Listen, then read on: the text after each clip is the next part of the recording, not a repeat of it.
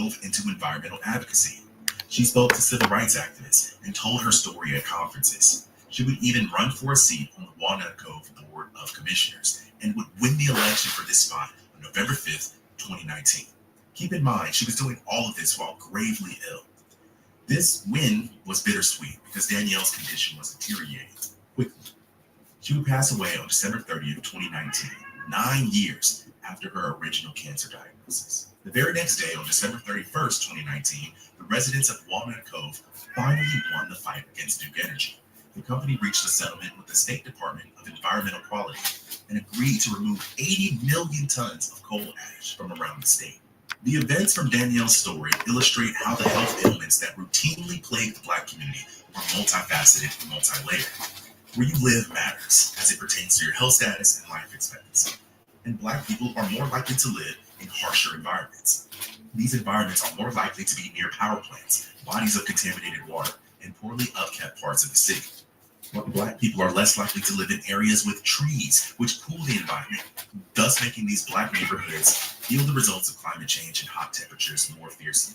A great example of this is Cancer Alley, an 85-mile stretch of the Mississippi River known for its devastating cluster of polluting manufacturers near it that pump chemicals into the air and the water nonstop. And guess who lives near these chemicals? Racism permeates every facet of life in the United States of America. And unfortunately for Black people, specifically Black women, that reality is all the more harsh. Even more harsh when we talk about the medical aspect of racism. We're currently living in times where things are more expensive than ever, including insurance and medical care. The fact of the matter is, Black people are at a major risk. But according to the history of this country, that's nothing new.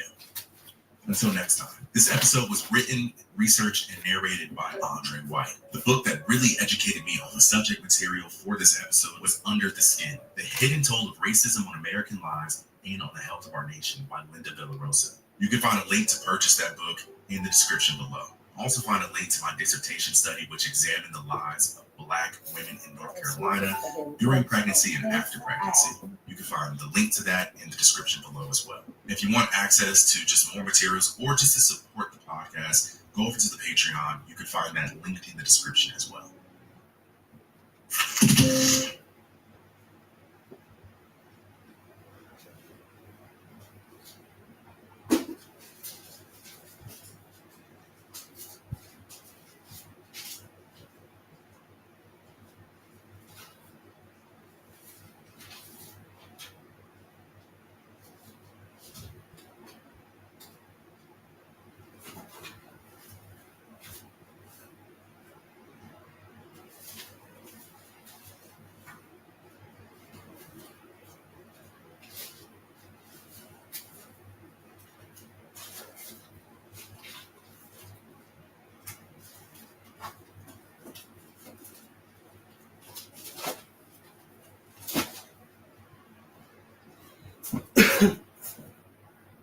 Well, at least I know I do have it.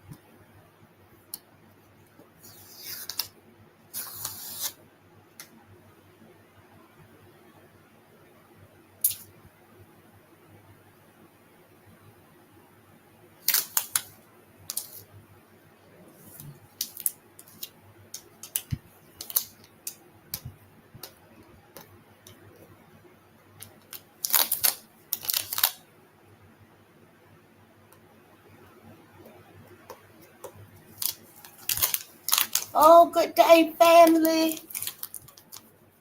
Y'all not going to believe what I found today. Good day. I hope y'all had a wonderful day today.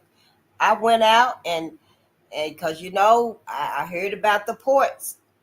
We were talking about it last night. So I went out today, honey. I bought a whole bunch of soil. And And when I got where I was going, a lady was there giving away free seeds. Let me get my bag of seeds. Hold on. We're giving away free seeds. Honey, baby child. Honey, baby child. I looked through them. I got about 50 packs of seeds. Probably got 50, maybe 30. Yes, I got some for me, for some family. Yes. Go on out there, get what we need, get what you need. We're going to be eating stir fries and fruit fries. Fry up some fruit. Yeah, keep the watermelon as the side dish, because you can't fry watermelon, but everything else, you can fry bananas and stuff. We just going to have to, do what we do best. Just dominate this too. Not let it get us down, because it's finna happen. It is finna happen, honey. And I apologize, for my part in not knowing, because I know I would have told us if I'd have known. I just feel so bad for us as a people, but we can survive this too. We got the resilience. Ooh, y'all, and look, evil Roman emperors. I went out today. That's why I didn't come on at 12 o'clock, because I was out there, honey, and I was like, whoa, this is right on time. It's confirmation. I was just like, this got to be confirmation. But I did go get some soil, and tomorrow we're going to plant something on this patio. We ain't going to be reading tomorrow at lunchtime. We're going to be getting started. So if you got you something and stuff, you want to run out in the morning and get you a couple of bags of soil, or if you want to go out there and trim yours while you listen and stuff, feel free. Give us some hints too. Let my sisters know. Go to the store, brother, and buy them some pots and some soil and stuff, and get the kids, get them their own, pot, and get them a little planting pot and stuff like that. We got to make this inclusive with each other. Yep, everything depends on this right here. I really hope we mentally get the babies prepared for this, for what's to come. Well, what's already here? It's already here. Wow. Yeah, I'm just taking off these stickers and stuff. I actually forgot about this book, and oh, my ancestors. Where is the, here it is. Y'all know we was talking about the all these agendas and stuff against Black America that I had no idea about. And I found a book on them. Yes, true conspiracies, theories that came true. Yeah. And here it is right here. I'm gonna show it to you. You see this book right here? Go get it. Yeah. True conspiracies. It's got the ones that we've been researching. Operation Sea Spray. It's on our list right here. Operation Sea Spray. Yep. We got a lot of them on here. Operation Mockingbird. We need to know about these things. I do. I think my people need to know about these things. Now, they've been going on. They've been happening. We've been enduring them. Even if we ain't felt it, we've been enduring it. But now we need to look at all of this critically and what it means for us as a people. And then today I found a book on it. So go get your information, get your library started, because you got to start researching too. We all do. Everything. Some things we share with each other. So I ain't got no problem. I already done told you about these right here. I didn't know nothing about heart and Operation Paperclip. I didn't know nothing about them things. So when I did find out and stuff, some things we need to tell each other about and stuff. We need to let us know what's going on. It's a revealing happening out there, a reawakening for us. I'm just saying, I know it's some things that we can't just tell each other, and we shouldn't. And I don't tell you everything, but for the most part, we need to know what the hell going on. We do. So, yeah, I'm not politically correct and stuff like that, but y'all already know that. We already know that. Not down here, we ain't. Ain't no sugarcoating nothing. I don't try to be harsh and worry us. I just want us to be wary and to know that we're going into unprecedented times. We are in unprecedented times. The banks announced that we was in a recession. So, I guess when the banks announced the recession, that's what it is. Yep. And so let's just get ready. We need to have our gardens anyway. And what else did I find and stuff? Yeah, I just went out and I was just like, all of this right here is confirmation to do the knowledge, for us to do the knowledge. Even if it seems like it ain't working right now, stuff, just continue to do the knowledge for what you are supposed to be doing. It could be music, theater, poems, writing plays, whatever it is, braiding hair, fixing vehicles, whatever it is. Because we need everything. So, yeah, let's get started reading and stuff because I want to get back to this right here. I got so much to do and stuff. I feel like, wow, I already need a dance. Ooh, I ain't even going to say that. Okay. I ain't even going to say that and stuff. But, yeah, I already need an assistant. Yeah, we do. It's just we got to get organized and stuff. But, yeah, it's okay. I'm going to try to do as much as I can on my own and stuff. When I need help and stuff, I'm going to ask for help. Yep, that's how it's going to be. But tomorrow, y'all, I want to read this list off to you, too, before we get to reading and stuff. That way, if you do go out in the morning, before we do the planning, then you'll go out and know what you can get and stuff. Because, honey, you can use boxes. You could use anything. Burlap bags. I was trying to find some burlap bags, but I still got some boxes for when I just moved in. So I'm probably going to be using some of them. I do have one root bag that I ordered. I think I ordered it off of Temu. It wasn't made in America. But yeah. So yeah, let's just do the fundamentals first and stuff. And I'm Facing Nation. We're on Bolden Unchained, and we're here to assist Black America and Black media. Yeah, that's why we're here. Everything about Black media. That's my first and final concern is Black America. And Black media is really out there trying to tell us these things that we need to know.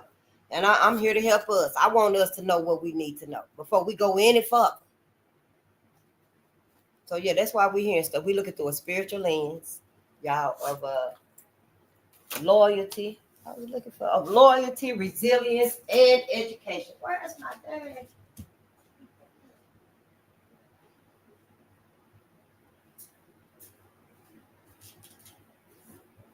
Okay. I just had to get my lip checked. We look at through a spiritual lens of loyalty, resilience, and education. And especially now, we need to know our resilience. We need to know more than ever what we done survived. Not being able to eat and having robots and all this AI watching us and dogging us and riding us and stuff, that's going to be tough. That's going to be really tough. So, yeah, we look through a spiritual lens. I'm not religious, y'all.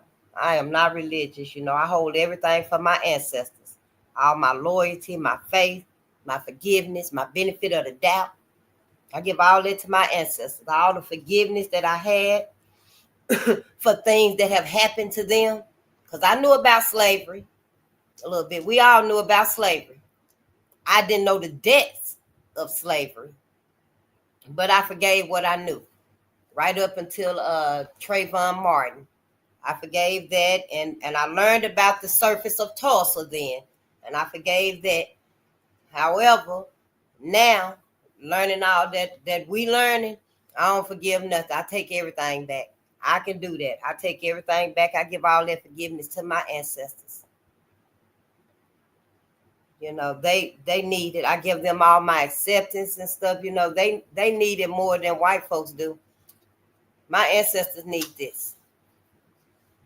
They ain't never been justified. They ain't never got no justice. And ain't nobody ever spoke up for them and stuff all this time. So, yeah, I give all that to my ancestors. And, that's just how I am. Can't nobody sway me that I need to forgive because it's for me. No, that's a lie. That's for them. So they ass don't have to feel accountable for what they've done. I'm fine not forgiving them. Dr. Francis Cress Wilson said it. We don't have to forgive our oppressors. We don't. So I choose not to. And Dr. Delbert Blair said that don't nobody know the truth. You don't know the truth until you make your decision. And that's what I'm here for. That's what I need us to know, to start looking at us critically, and really sincerely looking at us in the position we in, stuff, and looking at, these people that have traumatized us. We need to know why we can't get along, why we can't help us. We can't be together. That's a problem, and that's why I'm here. And I thank y'all for, for letting us know to get out here and help our people. Because even though I was trying to get, in a position where I can help my people on this level where we at, because everybody seemed to fucking forget us. I don't know if it's because we didn't reach the educational pinnacle or the financial pinnacle, but everybody seemed to forget us. And I guess because, when you get that bag and stuff, you don't have them struggles. I don't know, but I just feel like it's time for us to start caring about us. It's time for us to start, especially now. We ain't got nobody else. Let's get some shout outs. Yeah. Hey there. How you doing? Yeah, we do have pressing concerns. What? I ain't got to forgive nothing. Some days, and you don't want, some days you're going to forgive. We have pressing concerns. But you take your ass where you feel like them pressing concerns need you, Hank. Because your ass ain't needed here for all that bullshit. If you on another level with this, then that's where your ass need to be. I ain't lecturing you on shit. Hell, you get where you want to be. I done told you and everybody else, if this irritates you, then take your ass somewhere where it resonates with you. Because I'm not here for your ass. That's what you fail to realize. Quit following people and thinking people gonna make it about you. This bigger than your motherfucking ass and me. I know the motherfucking world on fire. I'm trying to get my people out of this motherfucking burning ass house to look at everything and everybody for what they fucking really is. And if you don't like the way I'm doing it, then you take your ass somewhere else. Because this not the place for you. This the place for me. And with that, you can take your ass on somewhere else. That's what you can do, Hank McGurk. Now, this obviously ain't the place for you. Well, you need to keep your mouth shut. If anything is irritating you, then you need to take a break. Go somewhere else. Don't come up in here with that shit trying to dictate to me what to say, how to say it. I'm going to say what I want to say the way I want to say it as many times as I want to say it. Anybody, you got a problem with how I'm standing up for my ancestors? Then you need to take your ass somewhere else where somebody will stand up the way you need them to. Because I ain't finna pose for nobody. You of all people, I've been seeing your name for a while. You should already knew. More pressing concerns. Take your ass somewhere else where those pressing concerns at. Because my ancestors is all the pressure that I'm concerned about. This whole motherfucker can burn the fuck up. As far as I'm concerned, my ancestors is the pressure then, now, and to come. It's about them. All this shit right here finna motherfucking pass away. And my ancestors still gonna be the pressure. Yeah, honey, you better get on somewhere. Now, you don't love me. Obviously, you don't. You need to be trying to put that love with the ancestors. And who the hell is you anyway? But anyway, y'all, I don't like getting like that and stuff, but don't come in here with that bullshit. Do not do it, because I will cuss your ass out, and then you can leave. I ain't going to kick you out, but you can leave. You'll know you ain't got to stay here. You ain't got to stay here. Like y'all don't want people to talk about black folks and what's really going on with us. Ready for us to look at something else? No, don't look at that no more. We finna read every goddamn thing. Better hope we don't see your last name up in there. On either side. All this time, y'all really we just focus on everything else now. Yeah, don't come up in here with that shit. That's all I want to say to everybody and stuff. You ain't got to stay here. I appreciate your presence and your patience, but I'm not here for none of y'all. I'm here because my ancestors told me that we as a people, my people, black people, need to know what's happened to them to heal us. We need to heal. They were telling me, Face, it's some reason. What is it? Because I couldn't figure out here, what's my purpose? What am I supposed to do? My purpose is to let my people know we missing the whole big picture of them because we ain't focusing on where we need to be looking at and stuff. We got black media now more than ever. So, yeah, that's why I'm here. I ain't here for nothing else. Yeah, ain't nobody gonna come in here and sway me about nothing else either. This is it right here, Black America. I ain't saying don't be concerned about what's happening in the world. But shit, what you gonna do? What is you gonna do? This right here is all I can do for now. We learn as we grow. Yeah, maybe one day, shit, I have everybody out in the park. Shit, we gonna be doing karate lessons and the first 30 minutes and stretches and then doing some planning and shit. I don't know. We just better hope we can get together. We still got a chance. Shit, hell, I'm looking for everything I can find. Shit, as cheap as I can find it, because I ain't even got the resources or nothing to do what you probably talking about on them levels and stuff, but I don't need it. We don't need all that fancy stuff. No, we don't.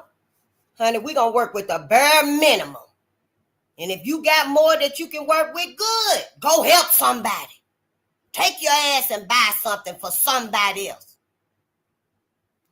That's what you're going to have to start focusing on and doing it. Whatever level you on. Some a little bit better off than I am, a whole lot. There's a lot better off than I am. Some a little worse. That's why I got extra seeds. Hell, ain't nobody but here but me. Shit, I ain't eating that much. I'm going to have enough for me, though. But yeah, just don't be selfish with it. Don't be selfish, y'all. Now is not the time. We need to look out for us. And whatever you see that's being done to help us, in the judicial area and the political and stuff, let us know. But I see two sisters, what is it, Letitia and Jasmine, holding down the fort and stuff. Yep, and letting them motherfuckers know what they've done and stuff, and the ancestors listening too. Yep, because this is about them. All of this is. So yeah, let's get the fundamentals out the way and stuff because I got reading to do myself. Yeah, I want y'all to know this, yeah. I don't want to be coming at y'all like that and stuff, but don't be coming at me like that. I already done told y'all from the get-go and stuff. I'm not for everybody and stuff. This ain't for everybody. Everybody don't love my ancestors. When we really get the school up and running, we gonna be reading these books again. We gonna be reading. We gonna get the whole timeline of our brother Anthony Browder. We gonna learn that whole timeline, whether we on here or not. That's why we got to get the libraries. Because once we get the libraries, that's it and that's all. We can do our own study, our own research and teaching. Wherever we at, just do it. Copyright disclaimer under 107 of the Copyright Act 1976, allowance is made for fair use, and this is fair use, for purposes such as criticism, comment, news reporting, teaching, scholarship, and research. Fair use is a use permitted by copyright statute that might otherwise be infringing. non-profit, educational, or personal use. Tips to balance in favor of fair use.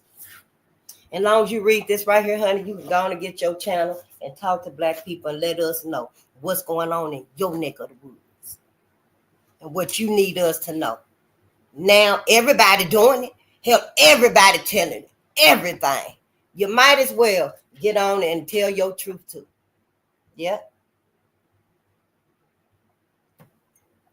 Hopefully, I'm just saying let it be sincere, but everybody got their own truth. But anyway, let me read this right here before we get started. But the gardening stuff, because I did not know about the ports and stuff. I heard about Seattle. But then, sister last night when I seen something else, sister was saying it's more than Seattle port finna be done. In 2 weeks, ain't finna be nothing else coming in. So we're going to have to get our own gardens and stuff. I know a lot of us been prepping and stuff already. Going to have to do it really fast now. If you got the funds and stuff, hit up them Costco, Sam's Club, wherever you can, the dollar store, wherever you got money. You know where to go and get your stuff. If you don't have the funds, like myself, then you hit up them food shelves, the Dollar Tree, Family Dollar. You go to some churches, places that's giving out stuff that you can use and put in your pantry. Yep, go to thrift stores. Stop at garage sales because they have stuff there. Get you lamps and some batteries, flashlights. If you can and stuff, and you got a home and stuff, get you some solar panels, a generator for the blackout, because the sun is going through also, y'all. The sun is having like solar flares or something like that, but the sun is going through changes and stuff too. All of this is. Yeah, it's exciting. This is an exciting time to be alive again, because we ain't healed. We have not healed. Black America and Black Africa has not healed. We ain't had no healing, no justice. And it's time. Yep, it is time, honey. But anyway, the root bags. I got one root bag. I think I got it from Temu, but it didn't come from America. But if you ain't got them root bags and stuff, especially now, if you can't get your orders from Amazon and Etsy and stuff like that, I don't do a lot of shopping and stuff. And with the tariffs, I don't even know how it's working and stuff. But, go to them thrift stores and stuff. You can find a lot of stuff around your house you can use. You can use fabric grocery bags. They breathable. And, air can get through it and stuff. And you can line them with newspapers or cardboard. I'm going to use my cardboard boxes. You can use old pillowcases. Fill them with soil. Fold them in the top. And you got a planter. Yep. And them pillowcases is deep. Honey, you pull a whole bushel of carrots out of it. About 50 carrots in a pillowcase. But it says right here, I wrote it down. It said fill them with soil, fold the opening, and you got a soft, breathable planter. You can use plastic buckets, and put the holes in it, the 5 gallons. Make sure it's BPA because it's edible safe. Some buckets and stuff you can't use because they have chemicals in them and stuff like that and stuff. So make sure it's BPA. Or like the large yogurt, the yolk plate, you can use them right there. Or the large buckets, them plastic buckets. You can get the lids for some of them and stuff, And drill your holes for drainage and airflow. You can use laundry baskets, y'all. Laundry baskets. Just line it with cloth, and the slits in the laundry basket, it's going to allow for drainage and airflow. And it says right here, you can line it with t-shirts or burlap. Kind of like the potato bag and the onion bag. When you go buy the onions in the big bag, it come in that burlap bag that the slave kids had to wear today was like 5 or 6. And then they would get the slave clothes. But until then, the children, they wore them burlap sacks, them right there. And you can use reusable shopping totes, especially those made of non-woven polypropylene. Yeah, polypropylene. Yeah, polypropylena or canvas. And then I know what else did I write? Oh, the cardboard boxes. I got a lot of those. Just line them with trash bags. Poke holes in the bags and stuff. Yeah. and use it, especially if it's temporary. And then if you outside and stuff and then you using them, the cardboard, it's gonna break down anyway. Yeah, and then just get the plastic and throw the plastic away. Yeah, it'll last for a season anyway. And then you can use grow bags made from like old blue jeans and t-shirts and stuff. And it says cut it and sew it and tie it up into shapes. And cotton fabric is breathable, like the best. Cotton fabric is the best. And yeah, just some ideas and stuff, because I'm gonna be using probably one or two of them. Hun, I'm gonna have my whole patio. Sure will. I'm gonna have my whole patio growing something. So yeah, with that right there, let's just look out for us. Let's just look out for us. The best we can. The best we can. Everybody doing it anyway. We might as well do it too. It's for us. It's so we can have something. We can't be running around here hungry and not having nothing. Everybody getting laid off and stuff. They laying off people. The truckers and stuff finna stop. Everything finna come to a halt. Yep. Oh, how you doing, Call Dog? My brother. It's so good to see you. Yep, some grow bags. I got one, but I'm gonna utilize. Yeah, I'm gonna utilize other stuff I got. I got some boxes in there. I'm gonna use them boxes. I'm gonna line them with some trash bags, poke some holes in them and stuff. And I'm gonna do it out here on the patio. That's gonna be my reading for tomorrow. And yep. And we're gonna do it together and stuff. And if y'all be like, "No, Faith, you forgot the damn holes," then I have to I'll be poking some holes through the dirt. Yeah, what else I'm gonna do? Take all the dirt out and then poke the holes and then put the plastic back. Nah, I'm gonna poke some holes through the dirt. But yeah, I did have a garden. Like in 2021, I was listening to Lead Farmer, and they had inspired me, y'all. I had a garden. I was growing onions and greens and stuff. I was at a good place then and stuff, but things happen. So now I'm finna do it again. It's on. Yeah. All right. So let's get to reading this stuff. It's so good to see you, Layla. I know that's right. Go harder. Yeah.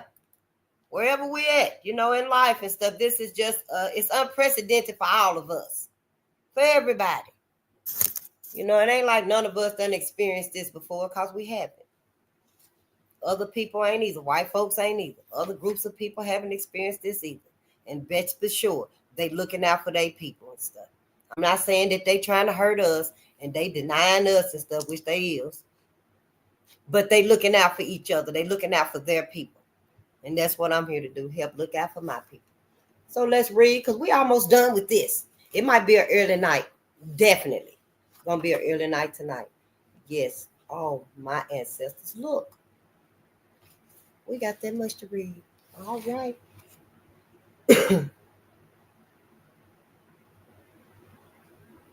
Atlanta Constitution. Oh, and this right here is 100 Years of Lynching by Ralph Ginsberg. Yep. Atlanta Constitution, March the 13th, 1935. Lynched with him on lips. Sladen, Mississippi. Yeah, that's Sladen. Slayden. Sladen, Mississippi. March the 12th. Ab Young. A.B. Ab. That's his name. Ab Young, a Negro, was hanged to an oak tree in a schoolyard 3 miles east of here this afternoon by a mob of about 50 white men. That's what it say, 50 white men. The Negro had been sought in connection with the shooting to death Saturday night of Hardy Mackey, 45, a state highway worker. He was placed atop a small coach automobile with a rope around his neck. The other end of the rope was suspended to a tree.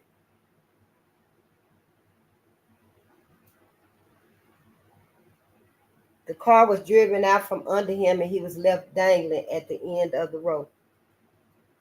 He met death with a hymn upon his lips. That didn't sound right. He was placed atop a small coach automobile with a rope around his neck. The other end of the rope was suspended to the tree. So he laying on the car.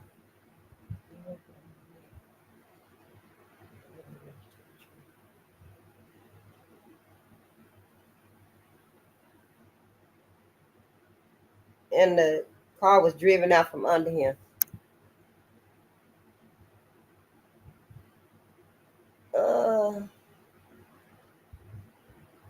No, I ain't really getting this. What is this saying right here? It's something different though.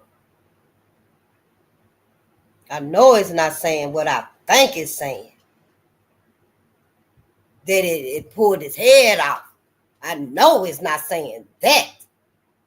He was placed atop a small coach automobile with a rope around his neck. The other end of the rope was suspended to a tree. The car was driven out from under him and he was left dangling at the end of the rope. He met death with a hymn upon his lips. Ab Young. Yeah, I'm gonna have to think about this and process this because this don't sound right. How is this supposed to happen? So the car was driven out from under him. His whole body just fell. I don't understand. Was he tied to the car? Yeah, I don't know.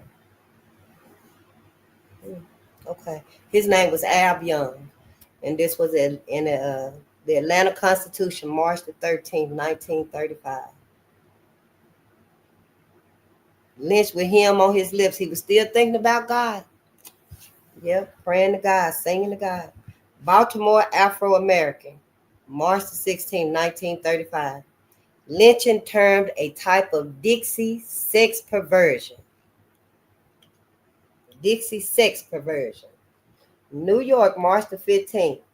An inherent hatred born of the white man's chagrin at finding male ex-slaves finally in position to partially protect the women of their race against the habitual ravishment to which masters and overseers had subjected them forms the basis for the sex perversion responsible for Southern lynches.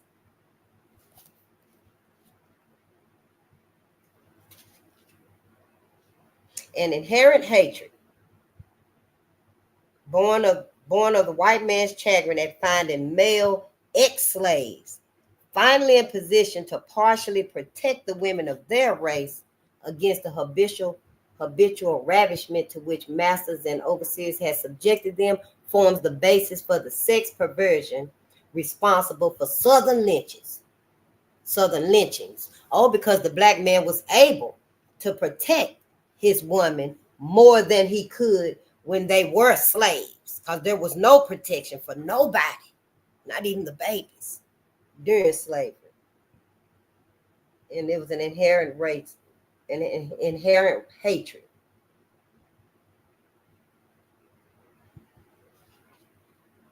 A well-known psychologist says, much that is commonly stigmatized as cruelty is a perversion of the sex instinct. This perversion, technically known as sadism, occurs chiefly in males. Here, the causing of pain or the sight of blood is a direct satisfaction of sexual impulse. What?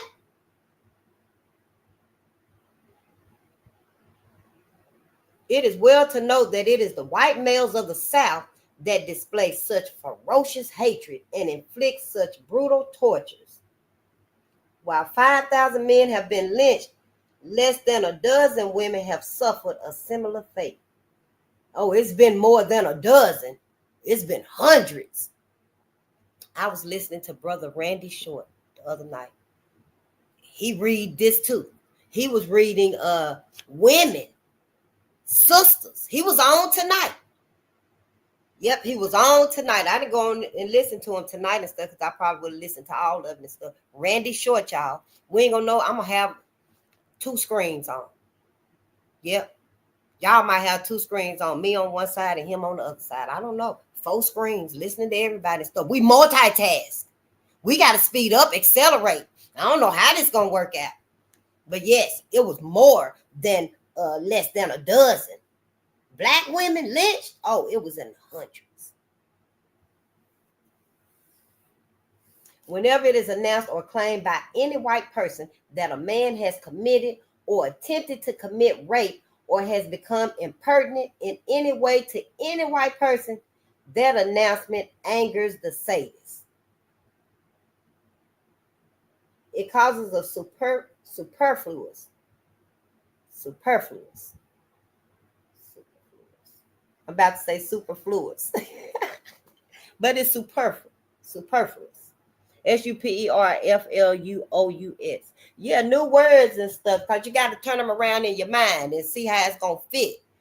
But yes, it always was something to me, especially when I was growing up and stuff. And I'd just be flipping words and trying to see, well, how is it supposed to sound? Potato, potato. Yeah. It causes a superfluous amount of hormones to flow out of the adrenal gland into the blood and through the pituitary gland to the brain cortex, and immediately the mind of the sadist becomes inflamed and frenzied.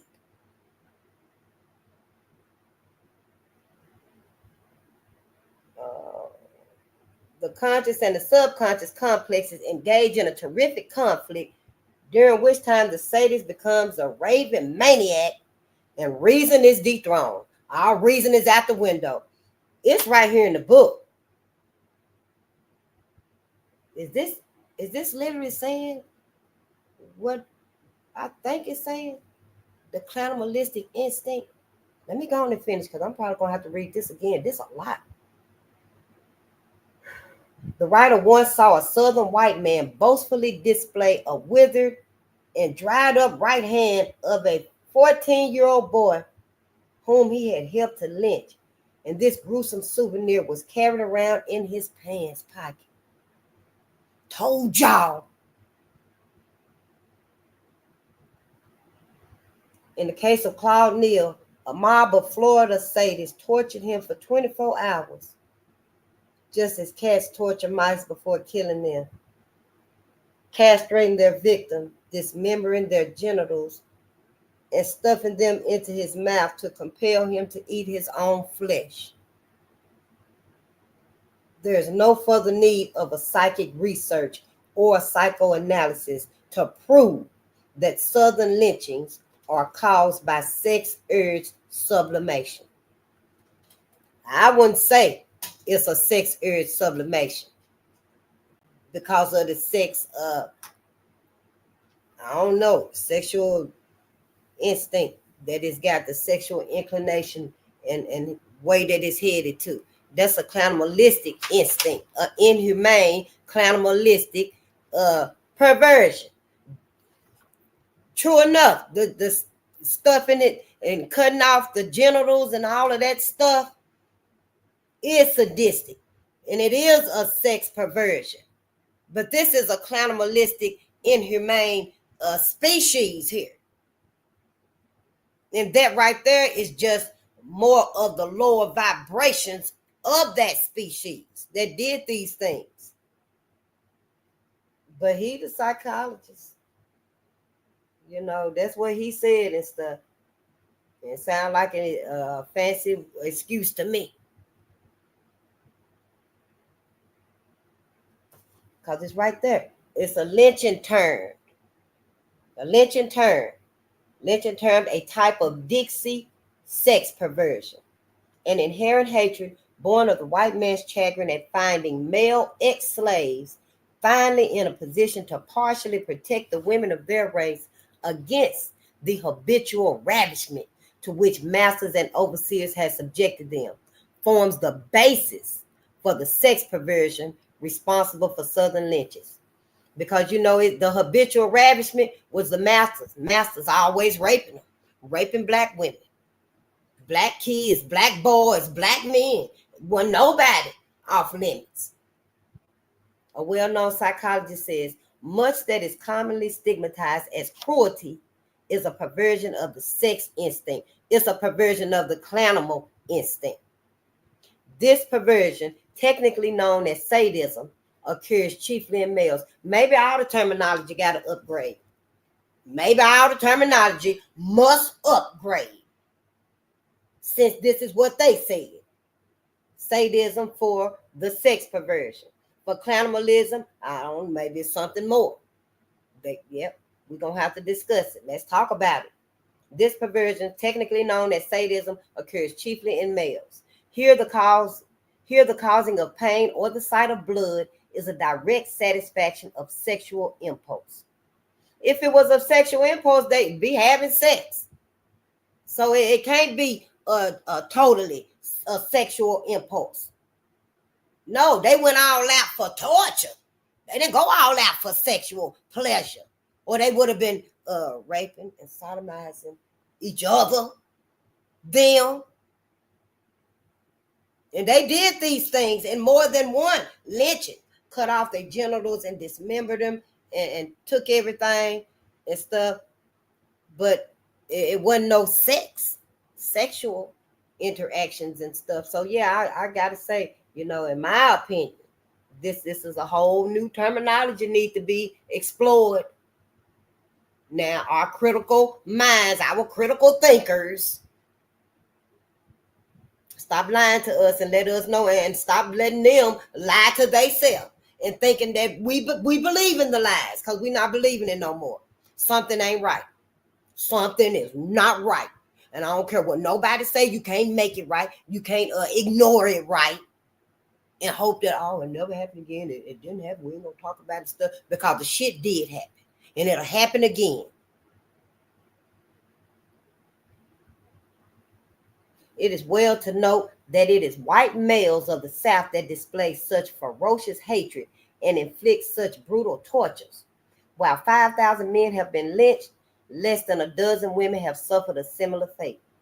Whenever it is announced or claimed by any white person that a man has committed or attempted to commit rape or has become impertinent in any way to any white person, that announcement angers the sadists. It causes a superfluous, I think I like that word, a superfluous amount of hormones to flow out of the adrenal gland into the blood and through the pituitary gland to the brain cortex. And immediately the mind of the sadist becomes inflamed and frenzied. Maybe it takes it somewhere else. Maybe these hormones is not going that route. Them hormones is doing something totally different for them to become inflamed and frenzied. The conscious and the subconscious complexes engage in a terrific conflict, during which time the sadist becomes a raving maniac and reason is dethroned. Now, Dr. Ray Hagins, Pastor Dr. Ray Hagins, he said it take three: the body, the soul, and the spirit. Now, the soul got to have the intellect, emotion, and the will. Ain't no emotion. Where's the emotion? Now, hey, some of them people out there, they're going to have to distinguish themselves.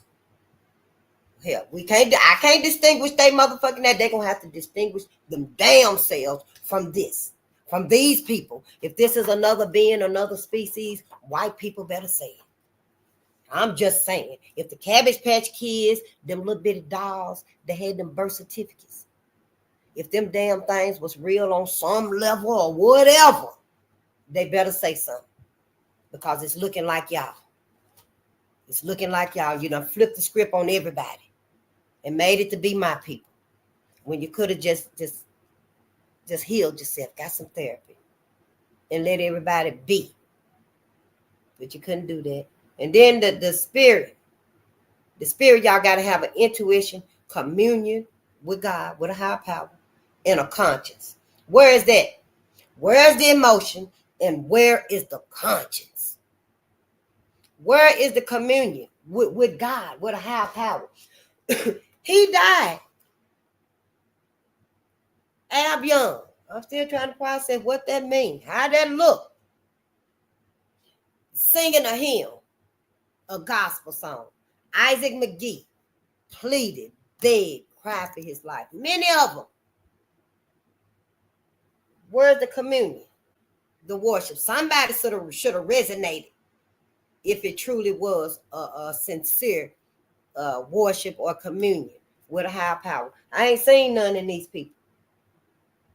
And they ain't been distinguished. They haven't been differentiated between them and other folks in society. So yeah, don't be like, yeah, everybody got it. All the snakes get to come in. No, they don't. Can't no snakes come in. Nope. It's a new day. It's a new era. Can't no snakes come in. So okay, y'all better start reading. Just start reading. The writer once saw a southern white man boastfully display a withered and dried up right hand of a 14-year-old boy, just a baby,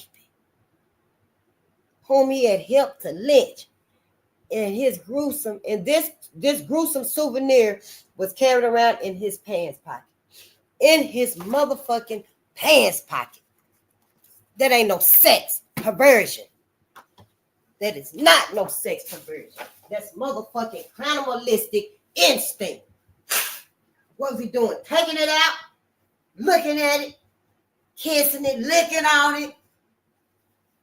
What? A whole hand in his pocket. And King Leopold, what he did in the Congo, cut off millions of black people, black babies, black elders, black men and women, little kids, probably little kids, not babies and stuff. Those that could work, and I guess they wasn't working fast enough, cut their hands off. Some of them had both of their hands cut off. Some of them had one of their hands cut off. King Leopold. Then, cause when I read about it, I learned about it was some chocolate hands, and read the story about it and stuff, and it was him. That's what the man did. They tried to make some motherfucking Easter candy. Your black ass would have been eating Easter candy that's symbolic of our people losing their limbs. But this ain't human. Can't be. In his pants pocket. The wife, the mother, they all was like this. I can't imagine nobody would have said, man, take that motherfucking hand out of your pocket. Why you got his hand in your pocket? What?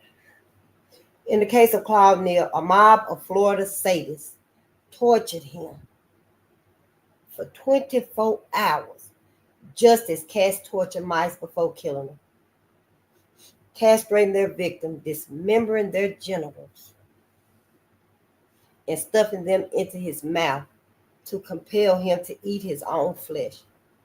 There's no further need of a psychic research or psychoanalysis to prove that southern lynchings are caused by sex urge sublimation. Now, I ain't gonna say they didn't go home and have sex in that ravageness that they still was feeling, because it said they just walked away. After lynchings and stuff, they just walked away. Like nothing happened. It's not normal, and we're not going to normalize it.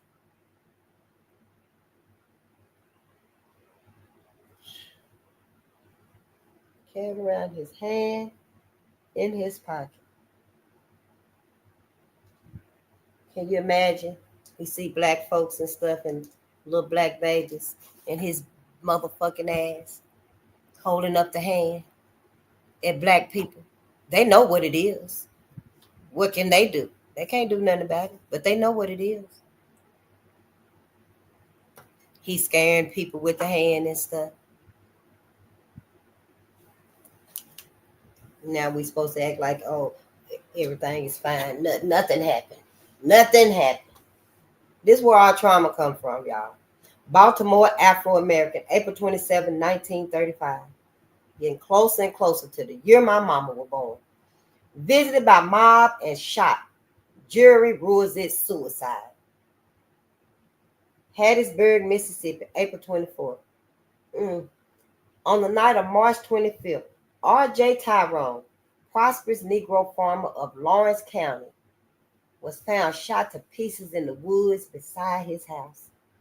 He had been visited earlier by a mob of white men in connection with financial difficulties he was having with William Newton, a neighboring white farmer.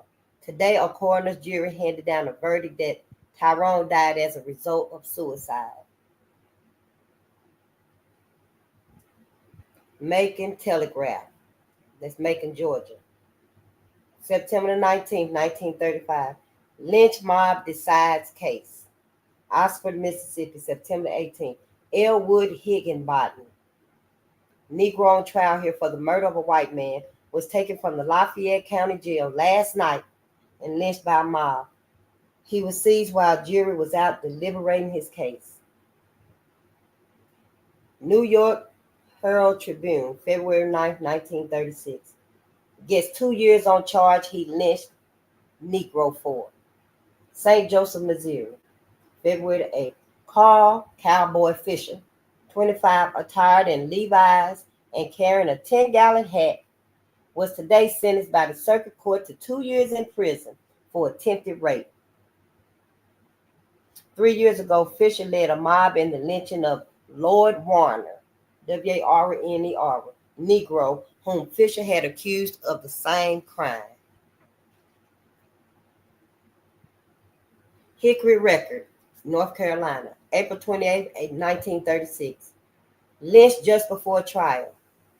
Royston, Georgia, Royston, April 28. Lynch Shaw, Lint, that's his name, SHAW. Lynch Shaw, burly Negro farmer, once saved from lynching through the pleadings of an aged judge, was shot to death by a mob of 40 men 8 hours before he was to have gone to trial on a charge of attempted criminal assault today. His body was found at dawn, tied to a pine tree in a creek bottom near Colbert, Georgia, his home. Pierced by shotgun, pistol, and rifle bullets, he died at the scene where 2 white girls reported he attempted to attack them after their motor car broke down April 10th. The mob climaxed in a series of demonstrations against the 45-year-old Negro, which once required the intervention of National Guardsmen, broke into Royston's one-story jail about midnight, cornered Night Chief of Police W.A. Dickerson, and smashed a lock on the prisoner's cell. I couldn't see exactly what happened, Dickerson said. They just told me they wanted the Negro. He didn't say a word when they dragged him out.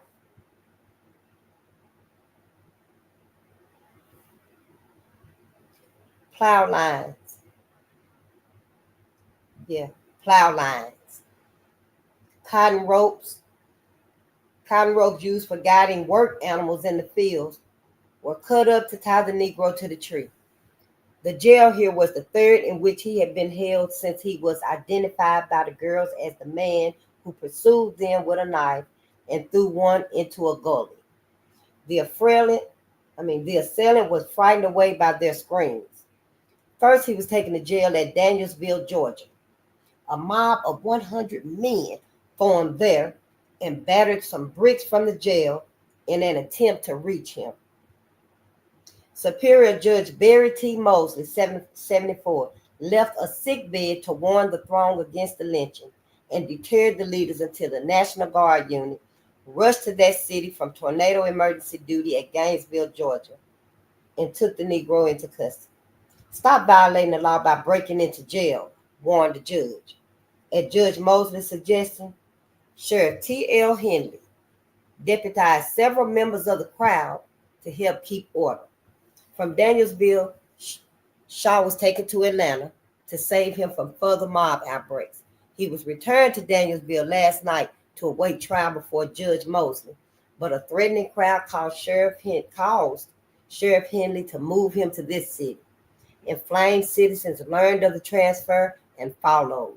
Several hours after the lynching, Shaw still was bound to the tree as throngs assembled on the highway nearby. Terrified members of the Negro's family refused to claim the body. They were too scared. They was too terrified. The trauma. This is literally Satan that our ancestors has witnessed.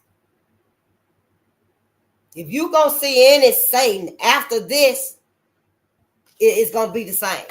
It's gonna be them. This right here.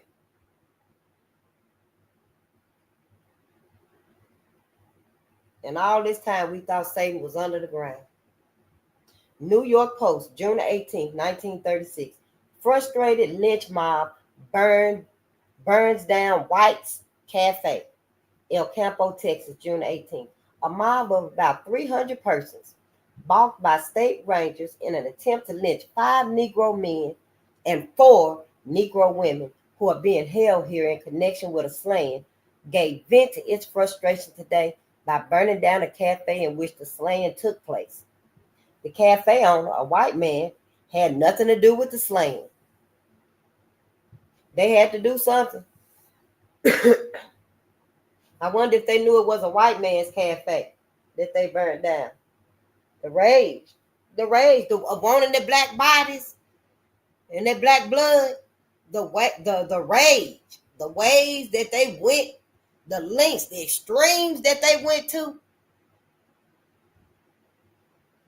I know it's some parts left out of these lynchings, but it wasn't no sexual parts like they insinuating it was a sexual perversion. It may have been the walking up to them and sucking their blood out of them, and that type of perversion. And so, yeah, because trying to think like this right here, like these folks right here, to just get some understanding of them and stuff, y'all, it take a lot. The mind. New York Times, April 14, 1937. Mississippi lynchers torture, burn 2 Negroes on trial. Winona, Mississippi, April 13th. 2 Negroes were tortured and lynched by a mob of more than 100 white men near Duck Hill this afternoon within 2 hours after they had pleaded innocent in Montgomery County Circuit Court to a charge of murdering a white man. A third Negro, suspected by the mob of complicity in the slaying of George Wyndham, a country storekeeper, was severely whipped and run out of the county after narrowly escaping the fate of the other 2 Negroes. Roosevelt Towns, who had confessed, Sheriff E.E. Wright said that he shot Wyndham, who was tied to a tree near his victim's store, and tortured slowly to death with flames from a blowtorch. Roosevelt Towns, who had confessed, Sheriff E.E. Wright said that he shot Wyndham and was tied to a tree near his victim's store and tortured slowly to death with flames from a blowtorch. A Negro identified only as Bootjack McDaniels, indicted with Towns and the Wyndham slayings, was shot by members of the mob and his body burned. Towns and McDaniels were taken from Sheriff Wright and 2 deputies earlier this afternoon as they were being led from the courthouse and to be returned to the jail to await the trial on Thursday. The Negroes were handcuffed and placed in a waiting school bus. Members of the mob piled into the bus and others into automobiles. The caravan sped northward toward Duck Hill as the Negroes screamed for mercy. Scream for mercy. The bus stopped near the small country store where Wyndham was fatally shot through a window one night last December. The Negroes were tied to a tree and tortured.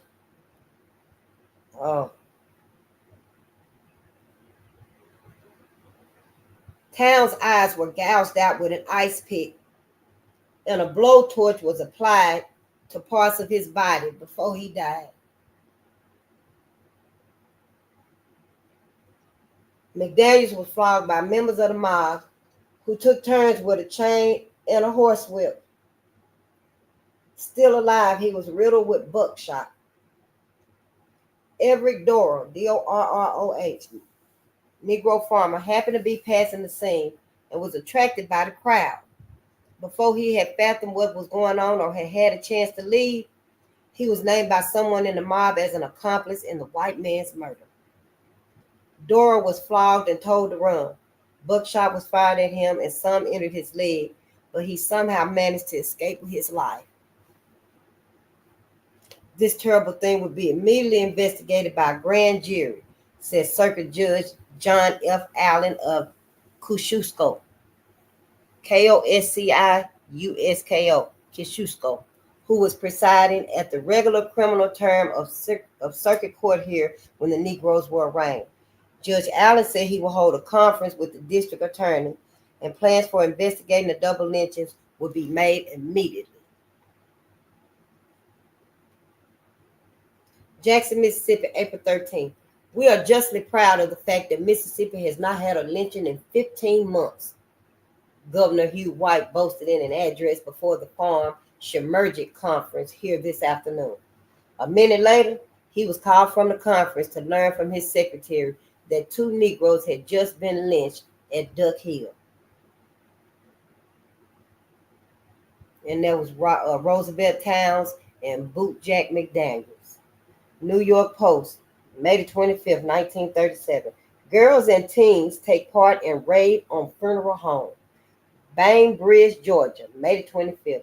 Because police had killed Willie Reed, 24, Negro, alleged murderer and rapist, a mob couldn't lynch him. But it broke into a mortuary, hauled his body out to the ballpark, and there burned it. Women and some girls in their teens were among its members. The informal incineration occurred last night and until dawn today. The embers of the pine boards that had been the ballpark fence glowed against the night sky. The incinerators acted openly, even invited photographers to make pictures of the blazing pyre in which the dead body could be discerned with difficulty. They looked upon it as an object lesson.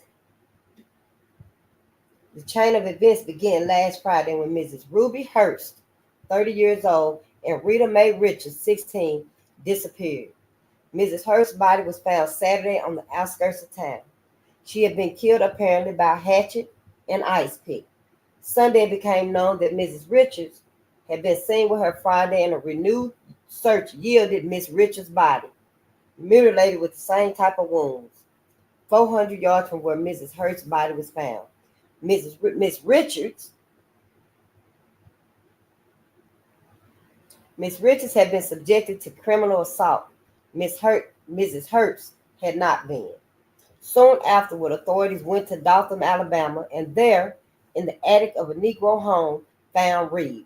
According to Deputy Sheriffs H.C. Pollard and R.A. Stevens, Reed confessed. I don't believe none of that. I don't believe nothing they say.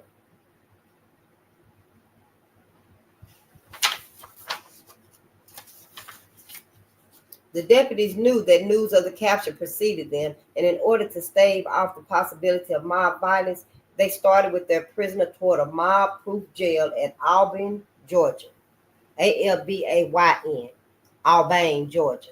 Before they reached Albany, Reed was killed. Near the Georgia line, Stevens said, the Negro suddenly leaped from the car. We opened fire instantly. He must have been struck by 10 or 12 bullets. He was dead when we got him. Stevens and Pollard brought the body to a mortuary. Soon afterward, a car loaded with white men appeared. Then another and another and another. The leaders went in, carried out the body, and dumped it into a car, and the motorcade drove on. With every horn blowing continuously, the progression moved through town. Onlookers saw that some cars were driven by women, that women were their only passengers, white women. Others seemed to carry family groups, a father, a mother, and girls in their teens. More and more cars were joining, and by the time it reached the ballpark, it was estimated to number 75 cars, full of the whole family. It's just a family outing. Men climbed out. The boards on the ball field fence were pulled off and piled up. The women assisted.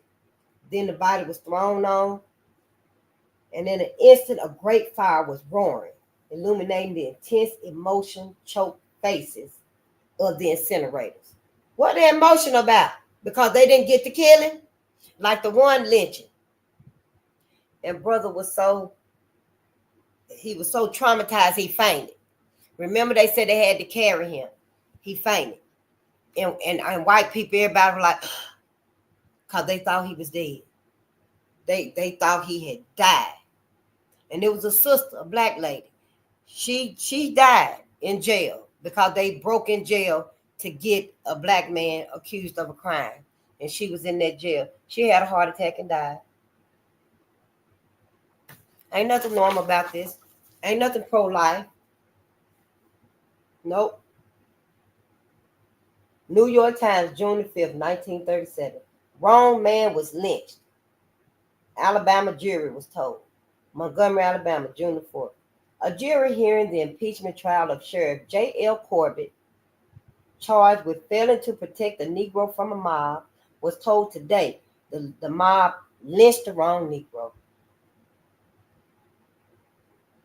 And this is not Corbett like we be listening to. This is Corbett, Corbitt.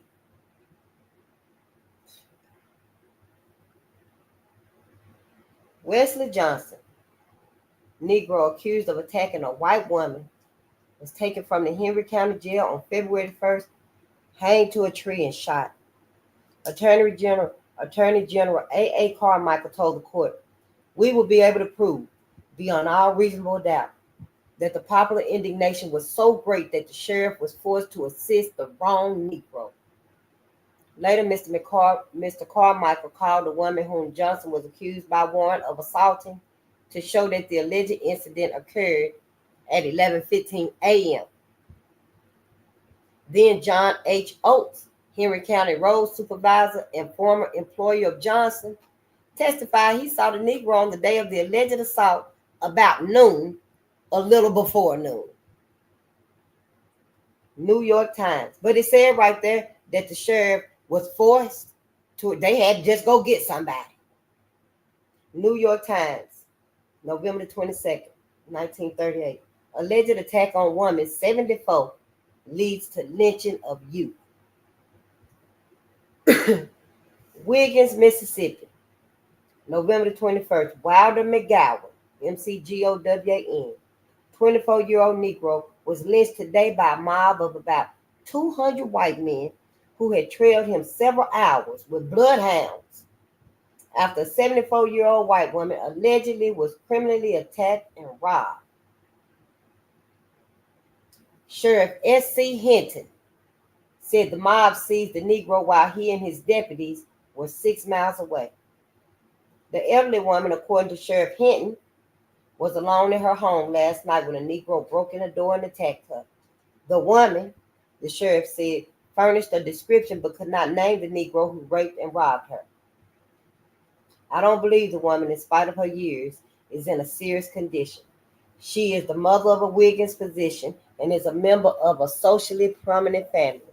The sheriff said he did not know where or how the youth had been found by the mob, which grew from 8 men in the early morning hours to about 200 men at daylight when the Negro was hanged from a tree beside a highway.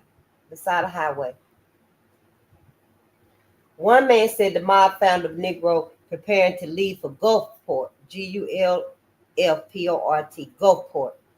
They dragged him away and they strung him up. Philadelphia Tribune, December 15, 1938. NAACP says rape charge was merely a pretext. New York, December 13th. An investigation by the NAACP proved last week that Wilder McGowan, who was lynched in Wiggins, Mississippi on November 21st, was innocent of any crime. The lynching of McGowan, the NAACP reported, was the culmination of the pent-up anger of white people against an innocent Negro who had refused on numerous occasions in the past to accommodate himself to the attempt of white ruffians to frighten colored citizens. McGowan was lynched after members of a mob accused him of attacking an elderly white woman on Sunday, November 20th. The woman said, according to reports, that she was attacked by a light-colored Negro with slick hair. McGowan is a man of dark complexion, and the NAACP report said was not in the vicinity when the alleged attack occurred. New York Times, May 10, 1940. South goes a whole year without single lynching. Atlanta, May 9th. The modern South ended its first year without a lynching last midnight. And today a foe of mob rule credited this new record to effective education plus swift work of police radio patrols. Mrs. Jessie Daniel Ames, Executive Secretary of the Association of Southern Women for the Prevention of Lynching, said midnight marked the close of the first 12-month lynchless period since tabulations were started in 1882. 1882. And this was 1940.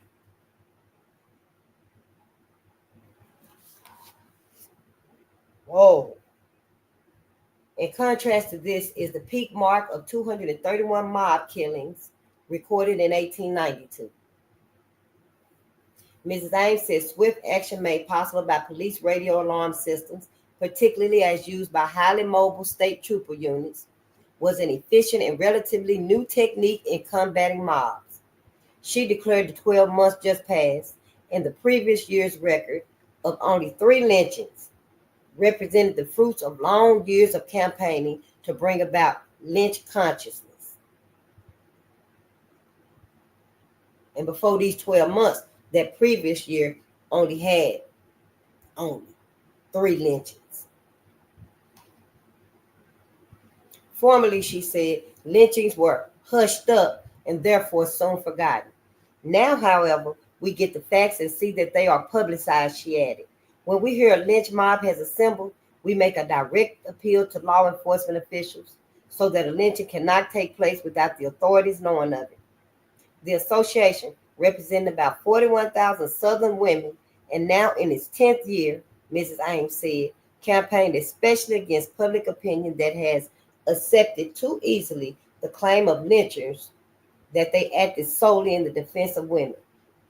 Of the previous year's 3 lynchings, she asserted, none involved a crime against women.